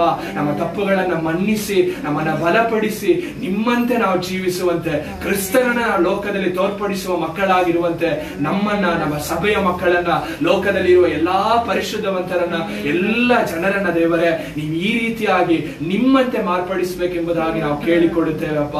ನಮ್ಮನ್ನೇ ಪರಿಪೂರ್ಣವಾಗಿ ನಿಮ್ಮ ಪಾದದ ಕೆಳಗೆ ಸಮರ್ಪಿಸಿ ಒಪ್ಪಿಸಿಕೊಳ್ಳುತ್ತೇವೆ. ಸಕಲ ಸ್ತುತಿ, ಘನ, ಮಾನ, ಮಹಿಮೆ, ಮಹತ್ವ, ಅಧಿಪತ್ಯ ಎಂದೆಂದಿಗೂ ನಿಮ್ಮ ನಾಮಕ್ಕೆ ಉಂಟಾಗಲಿ. ತಗ್ಗುವಿಕೆ ಸದಾಕಾಲ ನಮಗುಂಟಾಗಲಿ. ಯೇಸುವಿನ ನಾಮದಲ್ಲಿ ಪ್ರಾರ್ಥಿಸುತ್ತೇವೆ ತಂದೆಯೇ. ಸ್ತೋತ್ರಮಪ್ಪ, ಸ್ತುತಿಗಳ ಮಧ್ಯ ವಾಸಿಸುವ ಸರ್ವಶಕ್ತರನ್ನು ಕೋಟಿ ಸ್ತೋತ್ರ ಪರಿಷ್ಠರೇ ಸಪ್ಪ. ಈ ಒಳ್ಳೆ ದಿನದಲ್ಲಪ್ಪ ನಮ್ಮ ಒಬ್ಬೊಬ್ಬರನ್ನಪ್ಪ ಸಭೆಗೆ ಕರೆತಂದಿದ್ದಕ್ಕಾಗಿ ನಿಮ್ಮ ಕೃಪೆಗಾಗಿ ನಿಮ್ಮ ಕೋಟಿ ಸ್ತೋತ್ರ ಪರಿಷ್ಠರೇ ಸಪ್ಪ. ಈ ದಿನವನ್ನು ಕಾಣದಪ್ಪ ಲೋಕದಲ್ಲಿ ಎಷ್ಟೋ ಜನಪ್ಪ ನಶಿಸಿ ಹೋಗಿದ್ದಾರೆ ರಾಜಾವೇ ಸಪ್ಪ. ನಮ್ಮನ್ನಪ್ಪ ನಿಮ್ಮ ಕಣ್ಮಣಿಯಂತೆ ಕಾದು ನಡೆಸಪ್ಪ. ಇಲ್ಲಿವರೆಗೂ ಜೀವಂತವಾಗಿಟ್ಟಿನ ನಿಮ್ಮ ಕೃಪೆಗಾಗಿ ನಿಮ್ಮ ಕೋಟಿ ಸ್ತೋತ್ರ ಪರಿಷ್ಠರೇ ಸಪ್ಪ. ಈ ದಿನ ಸಭೆಯಲ್ಲಪ್ಪ ಬೋಧಕರ ಮುಖಾಂತರಪ್ಪ ನಮ್ಮ ಒಬ್ಬೊಬ್ರು ಒಂದಿಗೆ ನೀವು ಮಾತಾಡಿದ್ಕಾಗಿ ಕೋಟಿ ಸ್ತೋತ್ರ ಪರಿಷ್ಠರೇ ಸಪ್ಪ. ಈ ದಿನ ನೀವು ಮಾತಾಡಿರಪ್ಪ ಒಂದೊಂದು ವಾಕ್ಯಗಳಪ್ಪ ಅದೊಂದು ನಮ್ಮ ಜೀವಿತದಲ್ಲಿ ಒಂದು ಆಶೀರ್ವಾದವುಳ್ಳ ವಾಕ್ಯವಾಗಿರುವಂತೆ ಕೃಪೆಯನ್ನು ಕೊಡಿ ರಾಜಾವೇ ಸಪ್ಪ. ಕರ್ತಾವೇ ಸಪ್ಪ, ನಾವು ಇಲ್ಲಿರೋಗಪ್ಪ ಗೊತ್ತಿಲ್ಲ ಎಷ್ಟೋ ತಪ್ಪುಗಳನ್ನು ಮಾಡಿದ್ದೀವಿ ರಾಜಾವೇ ಸಪ್ಪ. ಈ ದಿನ ಕರ್ತಾವೇ ಸಪ್ಪ ನಾವು ಒಬ್ಬೊಬ್ರು ನಮ್ಮನ್ನ ತಗ್ಗಿಸಿ ಒಪ್ಪಿಸಿ ಕೊಡ್ತೀವಿ ರಾಜಾವೇ ಸಪ್ಪ. ಪರಿಶುದ್ಧರಾಗಿ ಅಪ್ಪ ನಿಮಗೆ ಪ್ರಿಯವುಳ್ಳ ಮಕ್ಕಳಾಗಿರುವಂತೆ ಅಪ್ಪ ಒಬ್ಬೊಬ್ರಿಗೂ ಕೃಪೆಯನ್ನು ದಯಪಾಲಿಸಿ ರಾಜಾವೇ ಸಪ್ಪ. ಅದಕ್ಕಾಗಿ ನಿಮ್ ಕೋಟಿ ಸ್ತೋತ್ರ ಪರಿಶುದ್ಧರೇ ಸಪ್ಪ. ನಾವು ನಿಮ್ಮನ್ನಪ್ಪ ಹೃದಯದಿಂದ ಆರಾಧಿಸುವ ಮಕ್ಕಳಾಗಿರುವಂತೆ ನಮ್ಗೆ ಒಳ್ಳೆ ಜ್ಞಾನವನ್ನು ದಯಪಾಲಿಸಿ ರಾಜಾವೇ ಸಪ್ಪ. ನಿಮಗೆಪ್ಪ ತಗ್ಗಿಸಿಯಪ್ಪ ಜೀವಿಸುವ ಮಕ್ಕಳಾಗಿರುವಂತೆ ಕೃಪೆಯನ್ನು ದಯಪಾಲಿಸಿ ರಾಜಾವೇ ಸಪ್ಪ. ನಮ್ಮ ಆರಾಧನೆಯಲ್ಲಿ ಕರ್ತಾವೇ ಸಪ್ಪ ನೀವು ಸದಾಕಾಲಪ್ಪ ಸಂತೋಷ ಒಗ್ಗೊಳ್ಳಬೇಕು ರಾಜಾವೇ ಸಪ್ಪ. ಆ ರೀತಿ ಅಪ್ಪ ಸಂಪೂರ್ಣ ಹೃದಯದಿಂದ ಅಪ್ಪ ಆರಾಧಿಸುವಂತ ಬಲವನ್ನು ಶಕ್ತಿಯನ್ನಪ್ಪ ಒಬ್ಬೊಬ್ರಿಗೆ ದಯಪಾಲಿಸುವಂತೆ ಪ್ರಾರ್ಥಿಸ್ತೀನಿ ರಾಜಾವೇ ಸಪ್ಪ. ಅದೇ ರೀತಿ ಕರ್ತಾವೇ ಸಪ್ಪ ನಾವು ಪ್ರಾರ್ಥಿಸುವ ಒಂದೊಂದು ಪ್ರಾರ್ಥನೆಯಲ್ಲಪ್ಪ ನಿಮ್ಮ ಕೃಪೆಯಲ್ಲಿ ರಾಜಾವೇ ಸಪ್ಪ ಪ್ರತಿಯೊಬ್ಬರಪ್ಪ ಕಣ್ಣೀರಿಂದ ಪ್ರಾರ್ಥಿಸುವಂತೆ ಕೃಪೆ ಕೊಡಿ ರಾಜಾವೇ ಸಪ್ಪ. ನಾವು ನಮ್ಮ ಕುಟುಂಬಗಳು ಮಾತ್ರ ಅಲ್ಲ ರಾಜಾವೇ ಸಪ್ಪ, ಈ ಲೋಕದಲ್ಲಿರೋ ಒಂದೊಂದು ಆತ್ಮಗಳಪ್ಪ ರಕ್ಷಣೆ ಹೊಂದುವಂತೆ ಪ್ರಾರ್ಥಿಸುವಂತಪ್ಪ ಒಳ್ಳೆ ಹೃದಯವನ್ನಪ್ಪ ನಮಗೆ ದಯಪಾಲಿಸಿ ರಾಜಾವೇ ಸಪ್ಪ. ನಮ್ಮ ಪ್ರಾರ್ಥನೆ ಮುಖಾಂತರ ಕರ್ತಾವೇ ಸಪ್ಪ ಈ ಲೋಕದಲ್ಲಿ ಒಂದು ಅದ್ಭುತ ಕಾರ್ಯಗಳು ನಡೆಯುವಂತೆ ಪ್ರಾರ್ಥಿಸಿ ರಾಜಾವೇ ಸಪ್ಪ. ಎಲ್ಲ ಆತ್ಮಗಳಪ್ಪ ಕರ್ತಾವೇ ಸಪ್ಪ ನೀವು ಬರುವ ಸಮಯದಲ್ಲಿ ಕರ್ತಾವೇ ಸಪ್ಪ ನಿಮಗೋಸ್ಕರಪ್ಪ ಪರಲೋಕ ರಾಜ್ಯಕ್ಕೆ ಬಂದು ಸೇರುವ ಮಕ್ಕಳಾಗಿ ಅಪ್ಪ ಸಿದ್ಧಗೊಂಡಿರುವಂತೆ ಪ್ರಾರ್ಥಿಸ್ತೀವಿ ರಾಜಾವೇ ಸಪ್ಪ. ಆ ರೀತಿ ನೀವು ಮಾಡುವಂತೆ ಪ್ರಾರ್ಥಿಸ್ತೀವಿ ರಾಜಾವೇ ಸಪ್ಪ. ನಮಗೆ ಜೀವಿತವನ್ನು ನೀವು ಮುಟ್ಟಿ ಆಶೀರ್ವದಿಸಿ ರಾಜಾವೇ ಸಪ್ಪ. ನಾವು ಮಾಡುವ ಒಂದೊಂದು ಕಾರ್ಯದಲ್ಲೂ ಕರ್ತಾವೇ ಸಪ್ಪ ನೀವು ನಮ್ಮ ಮುಂದೆ ಇರಬೇಕು ರಾಜಾವೇ ಸಪ್ಪ. ನಾವು ನಿಮಗೆ ಪ್ರಿಯವುಳ್ಳ ಕಾರ್ಯಗಳನ್ನು ಮಾತ್ರ ಮಾಡ್ಬೇಕು ರಾಜಾವೇ ಸಪ್ಪ. ನಮ್ಮಲ್ಲಿರೋ ಈ ಲೋಕದ ಕಾರ್ಯವನ್ನಲ್ಲಪ್ಪ ಈ ಸಮಯದಲ್ಲಿ ಕರ್ತಾವೇ ಸಪ್ಪ ನಿಮ್ ಪಾದದಲ್ಲಿ ಇಟ್ಟು ಪ್ರಾರ್ಥಿಸ್ತೀವಿ ರಾಜಾವೇ ಸಪ್ಪ. ನಮ್ಮ ಒಬ್ಬೊಬ್ಬರು ಕರ್ತಾವೇ ಸಪ್ಪ ಏಸು ರಕ್ತದಿಂದ ತೊಳೆದು ಶುದ್ಧೀಕರಿಸಿ ರಾಜಾವೇ ಸಪ್ಪ. ನಾವು ಒಬ್ಬೊಬ್ರಪ್ಪ ನಿಮ್ ಪಾದ ತಗ್ಗಿಸಿ ಒಪ್ಪಿಸಿ ಕೊಡ್ತೀವಿ ರಾಜಾವೇ ಸಪ್ಪ. ನಮ್ಮನ್ನಪ್ಪ ನಿಮ್ಮಂತೆ ಪರಿಶುದ್ಧರಾಗಿ ಜೀವಿಸುವಂತೆ ಕೃಪೆಯನ್ನು ಕೊಡಿ ರಾಜಾವೇ ಸಪ್ಪ. ಎಲ್ಲ ಕಾರ್ಯದಲ್ಲಿ ಕರ್ತಾವೇ ಸಪ್ಪ ನಿಮಗೆ ಪ್ರಿಯವುಳ್ಳ ಮಕ್ಕಳಾಗಿರುವಂತಪ್ಪ ಒಬ್ಬೊಬ್ಬರನ್ನ ಆಶೀರ್ವದಿಸಿ ರಾಜಾವೇ ಸಪ್ಪ. ಇಲ್ಲಿವರೆಗೂ ನಮ್ಮನ್ನು ರಕ್ಷಿಸಕ್ಕಾಗಿ ಕೋಟಿ ಸ್ತೋತ್ರ ಪರಿಶುದ್ಧರೇ ಸಪ್ಪ. ಇನ್ ಮುಂದಕ್ಕೂ ಕರ್ತಾವೇ ಸಪ್ಪ ನೀವೇ ನಮ್ಮ ರಕ್ಷಕರಾಗಿ ನೀವೇ ನಮ್ಮ ಆರಾಧನೆ ನಾಯಕನಾಗಿ ಅಪ್ಪ ನೀವೇ ನಿಮ್ಮ ಕೃಪೆ ನಿಮ್ಮ ದಯೆ ನಿಮ್ಮ ಕನಿಕರ ನಿಮ್ಮ ಪ್ರೀತಿಯಿಂದ ನಮ್ಮನ್ನು ಆಶೀರ್ವದಿಸಿ ರಕ್ಷಿಸಿ ರಾಜಾವೇ ಸಪ್ಪ. ಆ ರೀತಿ ನೀವು ಮಾಡೋದಕ್ಕೆ ನಿಮ್ಗೆ ಕೋಟಿ ಸ್ತೋತ್ರ ಪರಿಶುದ್ಧರೇ ಸಪ್ಪ. ಈ ಸಭೆಲಪ್ಪ ಬಂದಿರೋ ಒಂದೊಂದು ಆತ್ಮಗಳನ್ನ ಮುಟ್ಟಿ ಆಶೀರ್ವದಿಸಿ ರಾಜಾವೇ ಸಪ್ಪ. ಬರ್ದಿರೋ ಆತ್ಮಗಳನ್ನಪ್ಪ ನೀವು ಮುಟ್ಟಿ ಆಶೀರ್ವದಿಸಿ ರಾಜಾವೇ ಸಪ್ಪ. ಅವ್ರು ಆದಷ್ಟು ಬೇಗ ಸಭೆಗೆ ಬರುವಂತೆ ಪ್ರಾರ್ಥಿಸ್ತೀನಿ ರಾಜಾವೇ ಸಪ್ಪ. ಇಲ್ಲಿ ಬಂದಿರೋ ಒಬ್ಬೊಬ್ರು ಕರ್ತಾವೇ ಸಪ್ಪ ಈ ಸಮಯದಲ್ಲಿ ಏನೇ ಕಷ್ಟ ಕಣ್ಣೀರಿಂದ ಬಂದಿರೋ ಕರ್ತಾವೇ ಸಪ್ಪ ಅದನ್ನೆಲ್ಲ ಏಸು ನಾಮದಲ್ಲಿ ಲಯ ಮಾಡಿ ಕರ್ತಾವೇ ಸಪ್ಪ. ಬಂದಿರೋ ಒಬ್ಬೊಬ್ರಪ್ಪ ಏಸು ನಾಮದಲ್ಲಪ್ಪ 100ರಷ್ಟು ಆಶೀರ್ವಾದ ಹೊಂದಿ ಹೋಗುವ ಮಕ್ಕಳಾಗಿರುವಂತೆ ಆಶೀರ್ವದಿಸಿ ರಾಜಾವೇ ಸಪ್ಪ. ನಮ್ಮ ಪ್ರಾರ್ಥನೆ ಕೇಳಿದ್ಕೊಂಡು ಕೋಟಿ ಸ್ತೋತ್ರ ಪರಿಶುದ್ಧರೇ ಸಪ್ಪ. ಬೇಡಿರೋ ಒಂದೊಂದು ವಿಷಯ ಏಸು ನಮ್ಮ ತಾಳ್ಮೆ ಬೇಡಿಕೊಂಡಿದ್ರು ಪ್ರೀತಿಗಳ ಸರಿಗೆ ತಂದೆ. ದೇವರೆಲ್ಲ ಪ್ರಾರ್ಥನೆ ಕೇಳಿದಕ್ಕಾಗಿ ಸ್ತೋತ್ರ ಮಾಡೋಣ. ಬಹಳವಾಗಿ ಪ್ರೀತಿಸಿದ ಪರಲೋಕ ತಂದೆಯೇ ನಿಮ್ಮ ಮಾತುಗಳಿಗಾಗಿ ಸ್ತೋತ್ರ. ನಾನು ಸರಿಪಡುವಂತೆ ನಿಮಗೆ ನಾನು ಯೇಸು ಕ್ರಿಸ್ತನಂತೆ ನಾನು ಹೇಳಬೇಕಪ್ಪ. ಯಾವಾಗಲೂ ಯೇಸುವಿಗೆ ದೇವನಿಗೆ ಪ್ರಿಯವಾಗಿ ನಾನು ಇರುತ್ತೇನೆ ಎಂದು ಹೇಳುವಂತೆ ನನಗೆ ಕೃಪೆ ನಡೆಸು. ಸಭೆಗೆ ಕೃಪೆ ನಡೆಸು. ಸ್ತುತಿ ಗಾನ ಮಾನ ಮಹಿಮೆಯನ್ನು ಸಲ್ಲಿಸಿ ಯೇಸುವಿನ ಮುದಾದ ನಾಮದಲ್ಲಿ ಬೇಡುತ್ತೇವೆ ತಂದೆಯೇ. ನನ್ನ ಮನವೇಗವನ್ನು ಕೊಂಡಾಡಿ ಮನವೇಗವನ್ನು ತಂದೆಯಾದ ದೇವರ ಪ್ರೀತಿ ಕರ್ತನಾದ ಯೇಸು ಕ್ರಿಸ್ತನ ಕೃಪೆ ಪವಿತ್ರಾತ್ಮನಾದ ದೇವರ ಅನ್ಯೋನ್ಯತೆ ನಮ್ಮೊಂದಿಗೆ ಲೋಕದಲ್ಲಿರುವ ಸಕಲ ಪರಿಶುದ್ಧರೊಂದಿಗೆ ಕರ್ತನ ಬರೋಣವರ ಇರಲಿ. ಆಮೇಲೆ ಕಟ್ ಮಾಡಬೇಕು.